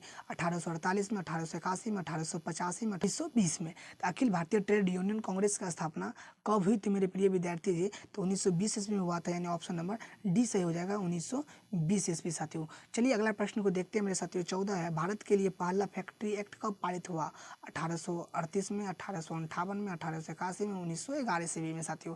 तो भारत के लिए पहला फैक्ट्री एक्ट कब पारित हुआ था मेरे साथियों? तो 1881 ईस्वी में, यानी ऑप्शन नंबर सी सही हो जाएगा 1881 मेरे साथियों। चलिए प्रश्न नंबर 15 को देखते हैं। स्वेज नहर यातायात के लिए कब खोली गई साथियों?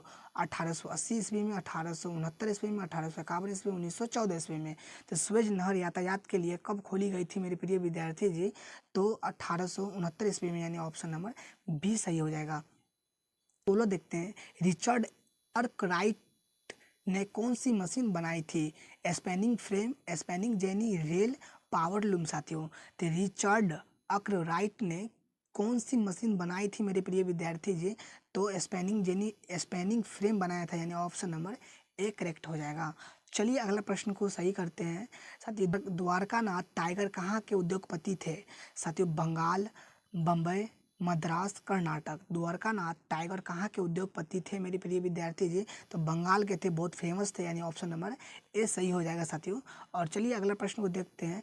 8 AI साथियों क्या है? AITUC का प्रथम अध्यक्ष कौन बनाया गया साथियों? तो मोतीलाल नेहरू, लाला लाजपत राय, महात्मा गांधी, चित्तरंजन दास। तो AITUC का प्रथम अध्यक्ष किसने बनाया गया साथियों? किसे बनाया गया मेरे प्रिय विद्यार्थी जी? तो लाला लाजपत राय को बनाया गया था, यानी ऑप्शन नंबर बी करेक्ट हो जाएगा साथियों। प्रश्न 19 को देखते हैं। अंतर्राष्ट्रीय श्रमिक संगठन की स्थापना किस वर्ष हुई साथियों?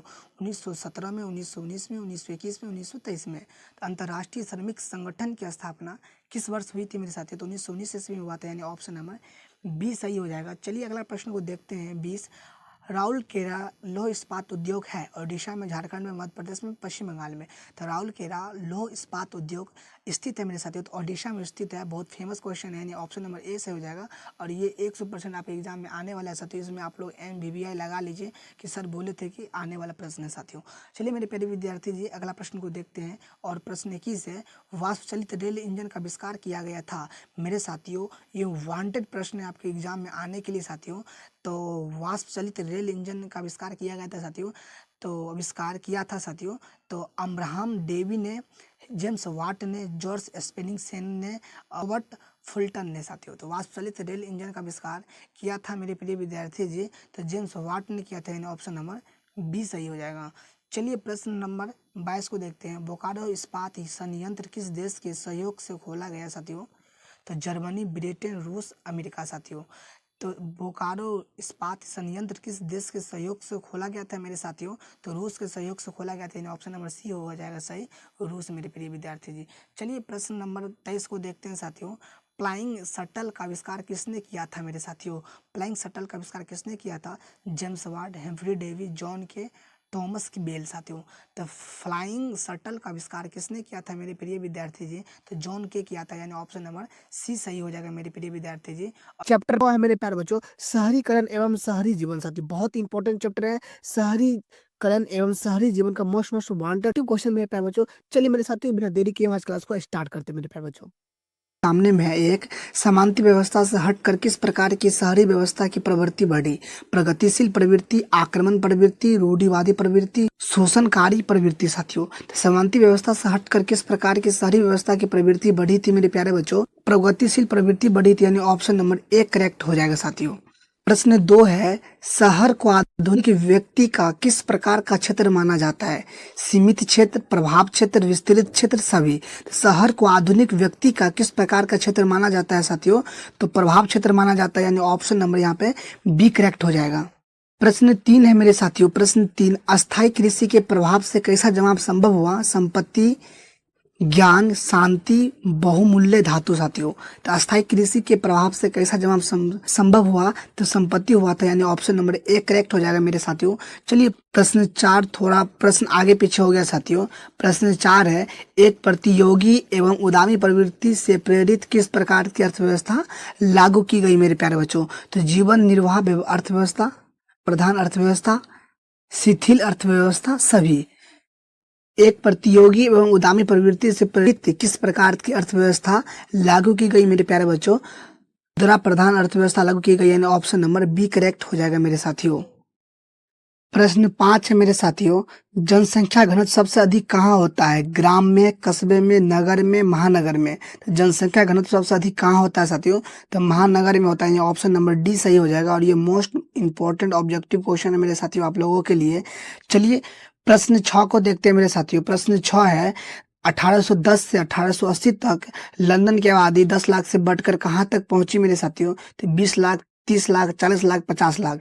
तो 1810 से 1880 ईस्वी तक लंदन की आबादी 10 लाख से बढ़कर 40 लाख तक पहुंच गई, यानी ऑप्शन नंबर सी करेक्ट हो जाएगा, 40 लाख मेरे प्यारे बच्चों।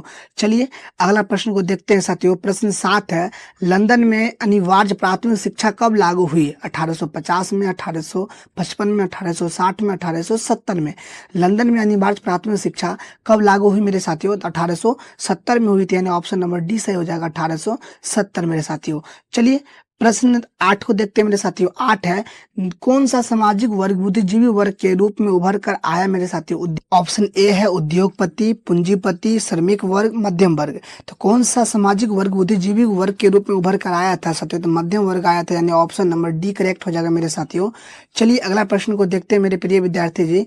प्रश्न यहाँ पे 9 है, पूंजीपति वर्ग द्वारा किस वर्ग का शोषण हुआ साथियों? श्रमिक वर्ग, मध्यम वर्ग, कृषि वर्ग, सभी वर्ग। तो पूंजी वर्ग के द्वारा किस वर्ग का शोषण हुआ मेरे प्रिय विद्यार्थी जी?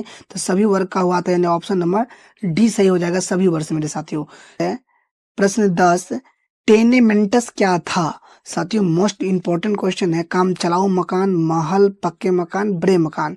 तो टेनेमेंटस क्या था साथियों? तो एक प्रकार का काम चलाऊ मकान था साथियों, जो ए नंबर ऑप्शन सही हो जाएगा मेरे साथियों। चलिए मेरे साथियों अगला प्रश्न को देखते हैं साथियों। प्रश्न 10 है, सबसे पहले भूमिगत रेल कहाँ बनी साथियों? ये मोस्ट इंपॉर्टेंट क्वेश्चन आपके एग्जाम के लिए मेरे साथियों, कि लंदन की पेंटिंगन और एरिंग अनस्टिट के बीच, पेरिस में, न्यूयॉर्क में, इनमें से कोई नहीं साथियों। तो पहले सबसे पहले भूमिगत रेल कहाँ बनी थी मेरे साथियों? तो लंदन की पेंडिंगटन और फेरिंग अनस्टिट के बीच बना था, यानी ऑप्शन नंबर साथियों ए करेक्ट हो जाएगा मेरे प्रिय विद्यार्थी जी।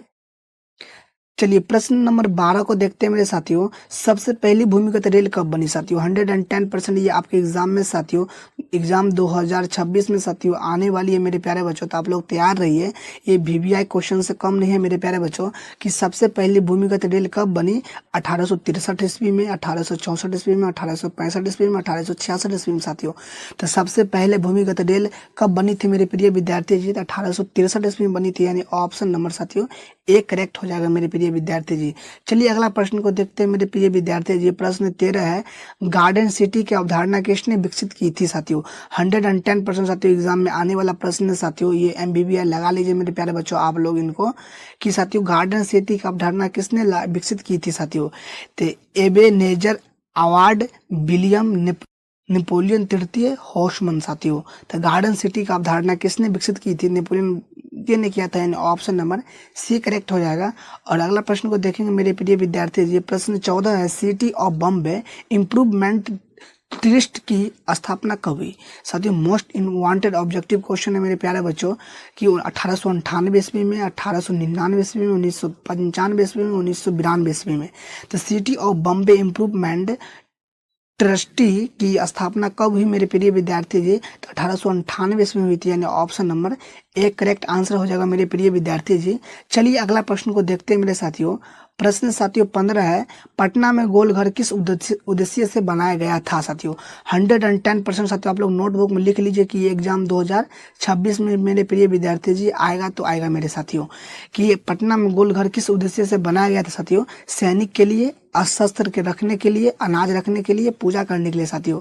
तो पटना में गोल घर किस उद्देश्य से बनाया गया था साथियों? तो अनाज रखने के लिए बनाया गया था, यानी ऑप्शन नंबर सी करेक्ट हो जाएगा। चलिए अगला प्रश्न को देखते हैं मेरे प्रिय विद्यार्थी। 16 है, पटना का प्राचीन नाम क्या था साथियों? मोस्ट वांटेड ऑब्जेक्टिव क्वेश्चन है साथियों आप लोगों के लिए साथियों, एग्जाम 2026 के लिए मेरे प्रिय विद्यार्थी जी। राजगीर, पाटलिपुत्र, पावापुरी, नालंदा साथियों। तो पटना का प्राचीनतम नाम साथियों, प्राचीन नाम क्या था? तो पाटलिपुत्र था, यानी option number B correct answer हो जाएगा मेरे प्रिय विद्यार्थी जी, पाटलिपुत्र साथियों। चलिए प्रश्न 17 को देखते हैं मेरे प्रिय विद्यार्थी जी। 17 है, गोल घर का निर्माण कब हुआ मेरे प्रिय विद्यार्थी जी? ये वीवीआई ऑब्जेक्टिव क्वेश्चन है मेरे साथियों, आप लोग इनको याद रखिए। 1757 में, 1764 में, 1786 में, 1857 में। तो गोल घर का निर्माण कब हुआ था मेरे प्रिय विद्यार्थी जी? ये आपके एग्जाम के लिए साथियों, एग्जाम 2026 के लिए मेरे साथियों 110% मजबूत प्रश्न है साथियों। आप लोग याद करेंगे गोल घर का निर्माण कब हुआ था मेरे प्रिय विद्यार्थी जी? तो 1786 ईस्वी में हुआ था, यानी ऑप्शन नंबर सी सही हो जाएगा 1700। प्रश्न है, व्यापार एवं भूमंडलीकरण का मोस्ट वांटेड थे साथियों। व्यापार एवं भूमंडलीकरण में पाया बच्चों, व्यापार एवं भूमंडलीकरण बहुत इंपॉर्टेंट मेरे प्रिय विद्यार्थी जी। प्रश्न एक है मेरे साथियों, भारत विश्व व्यापार संगठन का सदस्य कब बना साथियों? ये मोस्ट वांटेड ऑब्जेक्टिव क्वेश्चन है आपके एग्जाम में सीधे आने वाला है। 1995, 1996, 1998, 1999। तो भारत विश्व व्यापार का संगठन का सदस्य कब बना था मेरे प्रिय प्यारे? वो 95 ईस्वी में बना था, यानी ऑप्शन नंबर साथियों एक करेक्ट आंसर हो जाएगा। चलिए प्रश्न देखते हैं मेरे प्यारे बच्चों। 2 है, प्राचीन काल में किस स्थल मार्ग से एशिया और यूरोप का व्यापार होता था साथियों? ये कम से कम 2-4 बार एग्जाम में पूछा जा चुका प्रश्न है, और संभावना है कि इस बार आपके एग्जाम में आ जाए मेरे प्यारे बच्चों। तो सूती मार्ग, रेशम मार्ग, उत्तरा पथ और दक्षिण पथ मेरे प्यारे बच्चों। तो प्राचीन काल में किस स्थल मार्ग से एशिया और यूरोप का व्यापार होता था? तो रेशम मार्ग से व्यापार होता था, यानी ऑप्शन नंबर बी करेक्ट हो जाएगा। और चलिए प्रश्न साथियों अगला देखते हैं। 3, पहले विश्व बाजार के रूप में कौन सा शहर उभर कर आया था मेरे साथियों? ये मोस्ट वांटेड ऑब्जेक्टिव क्वेश्चन आपके एग्जाम में आने वाला है। अलेक्जेंड्रिया, दिलमून, मैनचेस्टर, बहरीन साथियों। तो पहले विश्व बाजार के रूप में कौन सा शहर उभर कर आया था साथियों? तो अलेक्जेंड्रिया आया था, यानी option number A correct answer हो जाएगा मेरे प्रिय विद्यार्थी जी। चलिए अगला प्रश्न को देखते हैं मेरे प्यारे विद्यार्थी जी। प्रश्न 4 है, आधुनिक युग में अर्थव्यवस्था के क्षेत्र में होने वाली सबसे बड़ी क्रांति कौन सी साथियों? ये मोस्ट वांटेड ऑब्जेक्टिव क्वेश्चन बच्चों आपके एग्जाम में 100% आने वाला है, एग्जाम 2026 में मेरे प्यारे बच्चों। तो आप लोग तैयार हो जाइए प्रश्न को, और याद नहीं हो तो आप लोग नोटबुक में लिख करके याद कर लीजिए मेरे प्यारे बच्चों। वाणिज्यिक क्रांति, औद्योगिक क्रांति, साम्यवादी क्रांति, भौगोलिक क्रांति साथियों। तो आधुनिक युग में अर्थव्यवस्था के क्षेत्र में होने वाली सबसे बड़ी क्रांति साथियों औद्योगिक क्रांति, यानी ऑप्शन नंबर बी करेक्ट हो जाएगा मेरे प्रिय विद्यार्थी जी। चलिए प्रश्न अगला देखते हैं मेरे साथियों। प्रश्न आपके सामने में है साथियों। 5 गृह मीडिया मजदूर बिहार के किस क्षेत्र से भेजे जाते थे साथियों? ये मोस्ट वांटेड ऑब्जेक्टिव क्वेश्चन आपके एग्जाम में आने के लिए मेरे प्यारे बच्चों। पूर्वी क्षेत्र, पश्चिमी क्षेत्र, उत्तरी क्षेत्र, दक्षिणी क्षेत्र साथियों। गृह मीडिया मजदूर बिहार क्षेत्र से, बिहार के किस क्षेत्र से भेजे जाते थे मेरे प्रिय विद्यार्थी जी? तो ये पश्चिमी क्षेत्र से भेजे जाते थे, यानी ऑप्शन नंबर बी हो जाएगा वेस्ट मेरे प्यारे बच्चों। चलिए मेरे साथियों अगला प्रश्न को देखते हैं। प्रश्न साथियों 5 है। विश्व बाजार का विस्तार आधुनिक काल में किस समय से आरंभ हुआ साथियों? 15वीं शताब्दी, 18वीं शताब्दी, 19वीं शताब्दी, 20वीं शताब्दी साथियों। तो विश्व बाजार का विस्तार आधुनिक काल में किस समय से आरंभ हुआ था मेरे प्यारे बच्चों? तो 19वीं शताब्दी से आरंभ हुआ था, यानी ऑप्शन नंबर सी हो जाएगा 19वीं शताब्दी मेरे प्यारे बच्चों। चलिए मेरे साथियों नेक्स्ट प्रश्न को देखते हैं। प्रश्न आपके सामने में 7 है। विश्वव्यापी आर्थिक संकट किस वर्ष आरंभ हुआ था मेरे प्यारे बच्चों? ये मोस्ट वांटेड ऑब्जेक्टिव क्वेश्चन आपके एग्जाम में आने वाला मेरे साथियों। 1914 ईस्वी में, 1922 ईस्वी में, 1929 ईस्वी में, 1927 ईस्वी में साथियों। विश्वव्यापी आर्थिक संकट किस वर्ष आरंभ हुआ था मेरे प्यारे बच्चों? तो आपको इसका करेक्ट आंसर बताना है मेरे साथियों। तो 1929 ईस्वी में हुआ था, यानी ऑप्शन नंबर सी हो जाएगा 1929 ईस्वी में मेरे प्यारे बच्चों। चलिए प्रश्न साथियों 8 को देखते हैं साथियों। 8 है मेरे प्यारे बच्चों। 8, आर्थिक मंदी के कारण मेरे प्यारे बच्चों, आर्थिक मंदी के कारण यूरोप में कौन सी नई शासन प्रणाली का उदय हुआ था मेरे प्यारे बच्चों? तो आपको बताना है साथियों। साम्यवादी शासन प्रणाली, लोकतांत्रिक शासन प्रणाली, साम्यवादी शासन प्रणाली, सिंह पूंजीवादी प्रशासनाली मेरे प्यारे बच्चों। तो आर्थिक मंदी के कारण यूरोप में कौन सी नई शासन प्रणाली का उदय हुआ था मेरे साथियों? तो साम्यवादी शासन प्रणाली सिंह का उदय हुआ था, option number C correct answer हो जाएगा। और चलिए प्रश्न को देखते हैं। ब्रिटेन वुड्स सम्मेलन किस वर्ष हुआ था साथियों? ये साथियों मोस्ट ऑब्जेक्टिव क्वेश्चन साथियों, ये 2026 में आने वाला प्रश्न है मेरे साथियों। 1945 ईस्वी, 1947 ईस्वी, 1944 ईस्वी, 1952 ईस्वी में साथियों। तो ब्रिटेन वुड्स सम्मेलन किस वर्ष हुआ था मेरे साथियों? तो 1944 ईस्वी में हुआ था, यानी ऑप्शन नंबर सी करेक्ट हो जाएगा मेरे प्यारे बच्चों। Option number C is correct 1944 मेरे प्यारे बच्चों। चलिए प्रश्न साथियों अगला देखते हैं। प्रश्न 10 है। भूमंडलीकरण की शुरुआत किस दशक में हुई थी साथियों? 1990 के दशक में, 1970 के दशक में, 1960 के दशक में, 1980 के दशक में साथियों। तो भूमंडलीकरण की शुरुआत किस दशक में हुई थी मेरे प्यारे बच्चों? 1990 के दशक में हुई थी, ऑप्शन नंबर ए से हो जाएगा 1990 के दशक में मेरे प्यारे बच्चों। चलिए अगला प्रश्न को देखते हैं मेरे साथियों। प्रश्न आपके सामने में 11 है। द्वितीय महायुद्ध के बाद यूरोप में कौन सी संस्था का उदय आर्थिक दुष्प्रभावों के समाप्त करने के लिए हुआ साथियों? ये मोस्ट वांटेड ऑब्जेक्टिव क्वेश्चन आपके एग्जाम में लड़ने वाला प्रश्न साथियों। सार्क, नाटो, ओपेक, यूरोपीय संघ साथियों। द्वितीय महायुद्ध के बाद यूरोप में कौन सी संस्था का उदय आर्थिक दुष्प्रभावों को समाप्त करने के लिए हुआ था मेरे प्रिय विद्यार्थी जी? तो यूरोपीय संघ को हुआ था, यानी ऑप्शन नंबर डी सही हो जाएगा साथियों। चलिए प्रश्न साथियों 12 को देखते हैं मेरे प्यारे बच्चों। चीन में क्रांति कब हुई साथी? मोस्ट वांटेड ऑब्जेक्टिव क्वेश्चन है, वीवीआई क्वेश्चन है। ऑप्शन ए 1949 ईस्वी, 1947 ईस्वी, 1950 ईस्वी, 1948 ईस्वी साथियों। चीन में क्रांति कब हुई थी मेरे प्यारे बच्चों? तो 1949 ईस्वी में हुई थी, ऑप्शन नंबर ए करेक्ट हो जाएगा। और प्रश्न साथियों 13 आपके सामने में, अमेरिका का पता किसने लगाया साथियों? मोस्ट वांटेड ऑब्जेक्टिव क्वेश्चन मेरे प्यारे बच्चों। Magellan, Vasco da Columbus, Henry साथियों। तो अमेरिका का पता किसने लगाया था मेरे साथियों? तो कोलंबस ने लगाया था, यानी option number C is correct answer हो जाएगा मेरे प्रिय विद्यार्थी जी। प्रश्न 14 देखिए साथियों। आईएमएफ और विश्व बैंक ने काम करना कब शुरू किया साथियों? 1945 ईस्वी, 1947 ईस्वी, 1951 ईस्वी, 1950 ईस्वी में। आईएमएफ और विश्व बैंक ने काम करना कब प्रारंभ किया था मेरे प्यारे बच्चों? शुरू किया था तो साथियों 1947 ईस्वी में शुरू किया था, यानी option number B correct answer हो जाएगा 1947 में प्यारे बच्चों। चलिए कार्ड लॉ किस देश का कानून था? भारत का, चीन का, अमेरिका का, ब्रिटेन का? तो कार्ड लॉ किस देश का कानून था मेरे प्रिय विद्यार्थी जी? तो आपको बताना है, तो वो था ब्रिटेन का कानून, यानी ऑप्शन नंबर डी सही हो जाएगा मेरे प्यारे बच्चों। प्रश्न 16 है। बी एस न्यायपाल कौन थे? नोबेल पुरस्कार विजेता, व्यापारी, इंजीनियर, मजदूर नेता साथियों। तो बी एस न्यायपाल कौन थे मेरे प्रिय विद्यार्थी जी? तो नोबेल पुरस्कार विजेता था, यानी option number A correct answer हो जाएगा मेरे साथियों। प्रश्न देखिए 17 के मेरे प्यारे बच्चों। गिरिमिटिया मजदूर किसे कहा जाता है? साथियों मोस्ट वांटेड ऑब्जेक्टिव क्वेश्चन आपके एग्जाम में आने वाला मेरे प्यारे बच्चों, अनुबंधित मजदूर रोगियों को अंग्रेजों को गिरिमिटिया मजदूर किसे कहा जाता है मेरे प्यारे बच्चों? तो यहाँ पे अनुबंधित मजदूरों को कहा जाता है, यानी option number A correct answer हो जाएगा।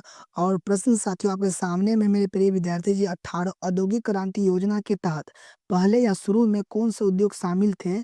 कोयला, कपास और लोहा, तांबा, मशीनें और ऊनी वस्त्र, प्लास्टिक, लोहा और मोटर वाहन, कोयला, मैंगनीज और बीम। औद्योगिक क्रांति की योजना के तहत पहले या शुरू में कौन से उद्योग शामिल थे मेरे प्यारे बच्चों? तो वो थे कोयला, कपास और लोहा था, यानी ऑप्शन नंबर ए करेक्ट हो जाएगा मेरे प्यारे बच्चों। इंपॉर्टेंट प्रश्न है। प्रश्न साथियों 19 है कि दुनिया के कितने देश संयुक्त राष्ट्र संघ के सदस्य है? 100, 193, 200, 210 साथियों।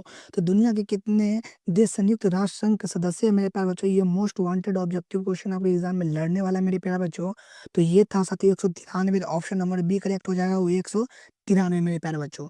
चलिए मेरे साथ, अब मेरे प्यारे बच्चों चैप्टर 8 है प्रेस, संस्कृति एवं राष्ट्रवाद मेरे प्यारे बच्चों, जिसका मोस्ट मोस्ट वांटेड मेरे प्यारे बच्चों। इससे बाहर आपके एग्जाम में एक भी प्रश्न नहीं आएगा मेरे प्यारे बच्चों। सबसे पहले आप सभी को साथियों दिल से धन्यवाद, क्योंकि साथियों आप लोग ने प्रेस, संस्कृति एवं राष्ट्रवाद में मेरे प्यारे बच्चों जो ऑब्जेक्टिव हम करने वाले हैं, यहाँ तक आपको सेशन को लगातार देखने के लिए साथियों दिल से धन्यवाद है, क्योंकि मेरे प्यारे बच्चों आप लोग की वजह से ही हम कुछ कर पाते हैं मेरे प्यारे बच्चों। तो आप लोगों ने साथियों यहाँ तक प्यार सपोर्ट बनाया है, उसके दिल से धन्यवाद। क्यों है क्लास को स्टार्ट करते हैं मेरे प्यारे बच्चों, इंडिपेंडेंस का प्रकाशन किसने किया था? Annie Besant, Motilal Nehru, Gandhi ji, Martin Luther. तो इंडिपेंडेंस का प्रकाशन किसने किया था साथियों? तो वो मोतीलाल नेहरू ने किया था, यानी ऑप्शन नंबर बी करेक्ट हो जाएगा। और ये भी प्रश्न साथियों आपके एग्जाम में आने के लिए मेरे प्यारे बच्चों, ये आज की क्लास साथियों मेरे प्यारे बच्चों हिस्ट्री संपूर्ण होने वाली है। आज की क्लास में हिस्ट्री समाप्त हो जाएगी मेरे प्यारे बच्चों। लास्ट चैप्टर है संवाद कौमुदी का प्रकाशन किस भाषा में हुआ था? बांग्ला, हिंदी, मराठी, अंग्रेजी साथियों। संवाद कौमुदी का प्रकाशन किस भाषा में हुआ था? तो बांग्ला में हुआ था मेरे प्यारे बच्चों, यानी ऑप्शन नंबर ए करेक्ट हो जाएगा। चलिए प्रश्न साथियों मेरे प्यारे बच्चों 3 को देखते हैं। महात्मा गांधी ने किस पत्र का संपादन किया था? ये मोस्ट वांटेड ऑब्जेक्टिव क्वेश्चन आपके एग्जाम में आने के लिए। Commonwealth, young India, Bengali, Bihari. तो महात्मा गांधी ने किस पत्र का संपादन किया था साथियों? तो यंग इंडिया किया था, यानी ऑप्शन नंबर बी करेक्ट हो जाएगा। चलिए प्रश्न साथियों 4 को देखते हैं। किस पत्र ने रातों रात वर्नाकुलर प्रेस एक्ट से बचने के लिए अपनी भाषा को बदल दी मेरे प्यारे बच्चों? तो हरिजन, भारत मित्र, अमृत बाजार पत्रिका, हिंदुस्तानी रिव्यू मेरे साथियों, हिंदुस्तान रिव्यू। तो किस पत्र ने रातों रात अपनी भाषा को बदलने के लिए अपनी भाषा को बदल दी मेरे प्यारे बच्चों? तो वो अमृत बाजार पत्रिका था, ऑप्शन नंबर सी करेक्ट हो जाएगा। चलिए प्रश्न 5 को देखते हैं। 13वीं सदी में किसने ब्लॉक पेंटिंग के नमूने यूरोप में पहुंचाए थे साथियों? ऑप्शन ए मार्को पोलो, इतिसग और मेगास्थनीज मेरे प्यारे बच्चों थे। 13वीं सदी में किसने ब्लॉक पेंटिंग के नमूने यूरोप में पहुंचाए थे? तो वो थे मार्को पोलो, यानी ऑप्शन नंबर यहाँ पे ये सही हो जाएगा। और प्रश्न साथियों 6 को देखते हैं। गुटेनबर्ग का जन्म किस देश में हुआ था? ये मोस्ट वांटेड ऑब्जेक्टिव क्वेश्चन आपके एग्जाम में आने वाले मेरे प्यारे बच्चों। America, Germany, Japan, England. तो गुटेनबर्ग का जन्म सर्वप्रथम किस देश में हुआ था मेरे प्यारे बच्चों? तो वो जर्मनी में हुआ था, यानी option number B correct answer हो जाएगा मेरे साथियों। चलिए अगला प्रश्न को देखते हैं मेरे प्यारे बच्चों। प्रश्न 7 है, गुटेनबर्ग ने सर्वप्रथम किस पुस्तक की छपाई की मेरे साथियों?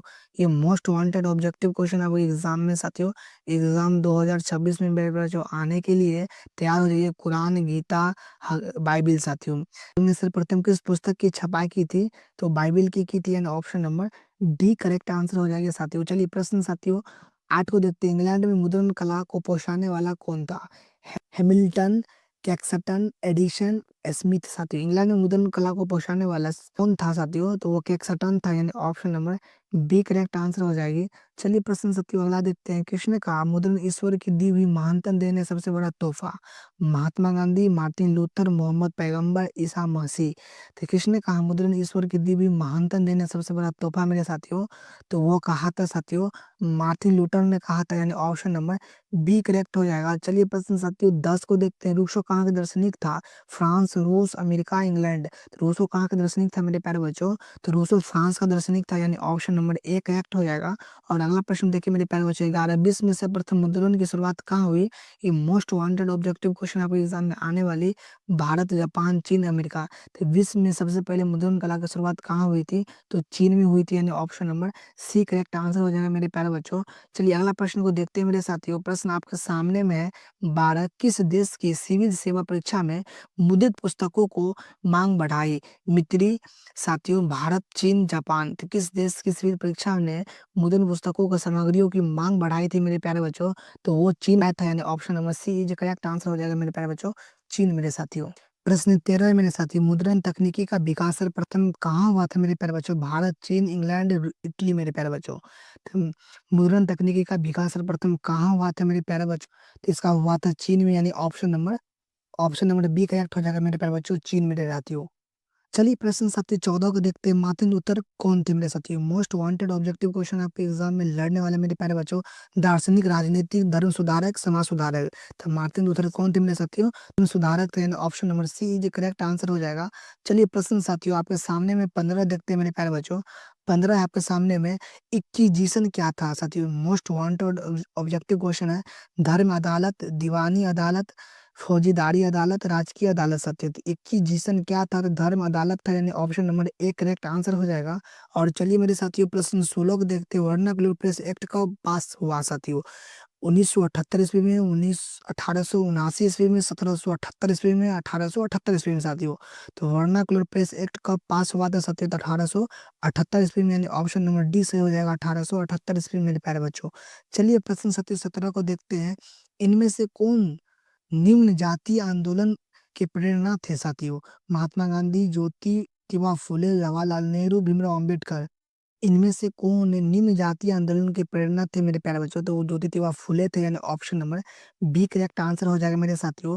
प्रश्न 18 को देखिए। हिंद स्वराज पुस्तक के लेखक कौन थे मेरे साथियों? ये मोस्ट वांटेड ऑब्जेक्टिव क्वेश्चन आपके एग्जाम में लड़ने वाले मेरे प्यारे बच्चों। महात्मा गांधी, जवाहरलाल नेहरू, सुभाष चंद्र बोस, रविंद्रनाथ ठाकुर मेरे प्यारे बच्चों। तो हिंद स्वराज की पुस्तक के लेखक कौन थे मेरे प्रिय विद्यार्थी? महात्मा गांधी थे, यानी ऑप्शन नंबर ए सही हो जाएगा साथियों, एम गांधी मेरे प्यारे बच्चों। चलिए प्रश्न साथियों अगला देखते हैं मेरे प्यारे बच्चों। प्रश्न 19वां है, 95 संस्थापनाएं किसकी रचना है साथियों? Martin Luther, Karl Marx, Martin Luther King, Dwarkanath Tagore मेरे प्यारे बच्चों। तो 95 स्थापनाएं किसकी रचना है मेरे प्रिय विद्यार्थी? जी वो मार्टिन लूथर का है, ऑप्शन नंबर ए सही हो जाएगा। और चलिए प्रश्न साथियों 20 को देखते हैं। हिंदुस्तान रिव्यू का प्रकाशन आरंभ किया मेरे साथ? ये मोस्ट वांटेड ऑब्जेक्टिव क्वेश्चन मेरे प्यारे बच्चों।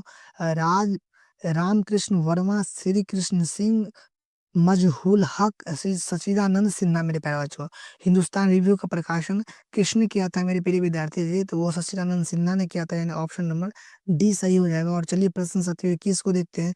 कागज का आविष्कार किस देश में हुआ था? ये मोस्ट वांटेड ऑब्जेक्टिव क्वेश्चन है मेरे प्यारे बच्चों। और ये 100% आपके एग्जाम में लड़ने वाला है, एग्जाम 2026 में मेरे प्यारे बच्चों। तब तक लोग तैयार कर लीजिए प्रश्न को। चीन, जर्मनी, जापान, रोम मेरे साथियों। तो कागज का आविष्कार किस देश में हुआ था? तो चीन में हुआ था, यानी ऑप्शन नंबर ए सही हो जाएगा मेरे प्यारे बच्चों। अगला प्रश्न को देखेंगे। प्रश्न 22 है मेरे प्रिय विद्यार्थी जी। ऐतिहासिक मुद्रण शोध कब शुरू हुआ था? ये मोस्ट वांटेड ऑब्जेक्टिव क्वेश्चन आपके एग्जाम में आने वाला मेरे प्यारे बच्चों। 1430, 1440, 1445, 1450 साथियों। ऐतिहासिक मुद्रण शोध कब शुरू हुआ था? 1440 में हुआ था, option number option B correct हो जाएगा, 1440 मेरे प्यारे बच्चों। चलिए प्रश्न साथियों 23 को देखते हैं साथियों। प्रश्न 23 है, भारतीय समाचारों पत्रों के मुक्तिदाता के रूप में भारत के कौन गवर्नर जनरल विख्यात है? लिटन, बेलेस्ली, विलियम बेंटिंक, चार्ल्स मैक्कॉफ साथियों। तो भारतीय समाचार पत्रों के मुक्तिदाता के रूप में भारत के कौन गवर्नर जनरल विख्यात है साथियों? चार्ल्स मैक्कॉफ है, option number D correct answer हो जाएगा मेरे प्यारे बच्चों। चलिए प्रश्न साथियों 24 को देखते हैं। अमृत बाजार पत्रिका के संपादक कौन थे? ये मोस्ट वांटेड ऑब्जेक्टिव क्वेश्चन आपके एग्जाम में आने के लिए मेरे प्यारे बच्चों। मोतीलाल घोष, भारतेंदु हरिश्चंद्र, राजा मोहन राय, सच्चिदानंद सिन्हा मेरे प्यारे बच्चों। तो अमृत बाजार पत्रिका के संपादक कौन थे मेरे प्यारे बच्चों? तो वो थे मोतीलाल घोष, यानी ऑप्शन नंबर ए। और मेरे प्यारे बच्चों यहाँ पर हो जाएगा करेक्ट आंसर। चलिए मेरे क्वेश्चन है साथियों जिसका आंसर आप लोगों को कमेंट बॉक्स में बताना है। मराठा समाचार पत्र किस भाषा से संबंधित था? अंग्रेजी, हिंदी, बांग्ला, मराठी साथियों। इसका राइट आंसर साथियों कमेंट बॉक्स में आप लोग बताइए कि इसका राइट आंसर मेरे प्यारे बच्चों, इसका राइट आंसर क्या होने वाला है मेरे साथियों। इसका राइट आंसर कमेंट बॉक्स में बताइए मेरे प्यारे बच्चों। मिलते हैं नेक्स्ट वीडियो में। धन्यवाद साथियों, पढ़ते रहिए, हंसते रहिए, मुस्कुराते रहिए मेरे प्यारे बच्चों। तो ये था मेरे प्यारे बच्चों हिस्ट्री के चैप्टर 8 संपूर्ण हिस्ट्री आज समाप्त हो गई मेरे प्यारे बच्चों। चैप्टर 8 समाप्त हो गया। और साथियों आप लोगों को अगर डिमांड होगा कि सर आप एक चैप्टर से लेकर के चैप्टर 8 तक आप करवा दीजिए, तो मैं साथियों आप लोगों के लिए बहुत जल्द लेकर आऊंगा साथियों। और साथियों मेरे प्यारे बच्चों, मिलते हैं नेक्स्ट वीडियो में। धन्यवाद, पढ़ते रहिए, हंसते रहिए, मुस्कुराते रहिए, अपने माता पिता का नाम रोशन करते रहिए साथियों। फाइनली मेरे प्यारे बच्चों, आज हम एसएसटी के इतिहास यानी हिस्ट्री के संपूर्ण साथियों चैप्टर 1 से लेकर के चैप्टर 8 तक मेरे प्यारे बच्चों समाप्त कर दे साथियों। और लगभग मुझे लगा होगा साथियों 1 घंटा 20 मिनट के आसपास मेरे प्यारे बच्चों फाइनली खत्म कर दी मेरे साथियों। आप लोग भी मेरे प्यारे बच्चों इस वीडियो को पूरा देखिए, क्योंकि साथियों आपके एग्जाम में इसी सब में से प्रश्न आएगा, इसका 110% गारंटी देते हैं मेरे प्यारे बच्चों। आप देख लीजिएगा कि आपके एग्जाम में इससे बाहर एक भी प्रश्न नहीं आएगा। ये स्टडी ऑनलाइन क्लास का दावा है मेरे प्यारे बच्चों। चलिए साथियों मिलते हैं, धन्यवाद साथियों, पढ़ते रहिए, हंसते मुस्कुराते रहिए मेरे प्यारे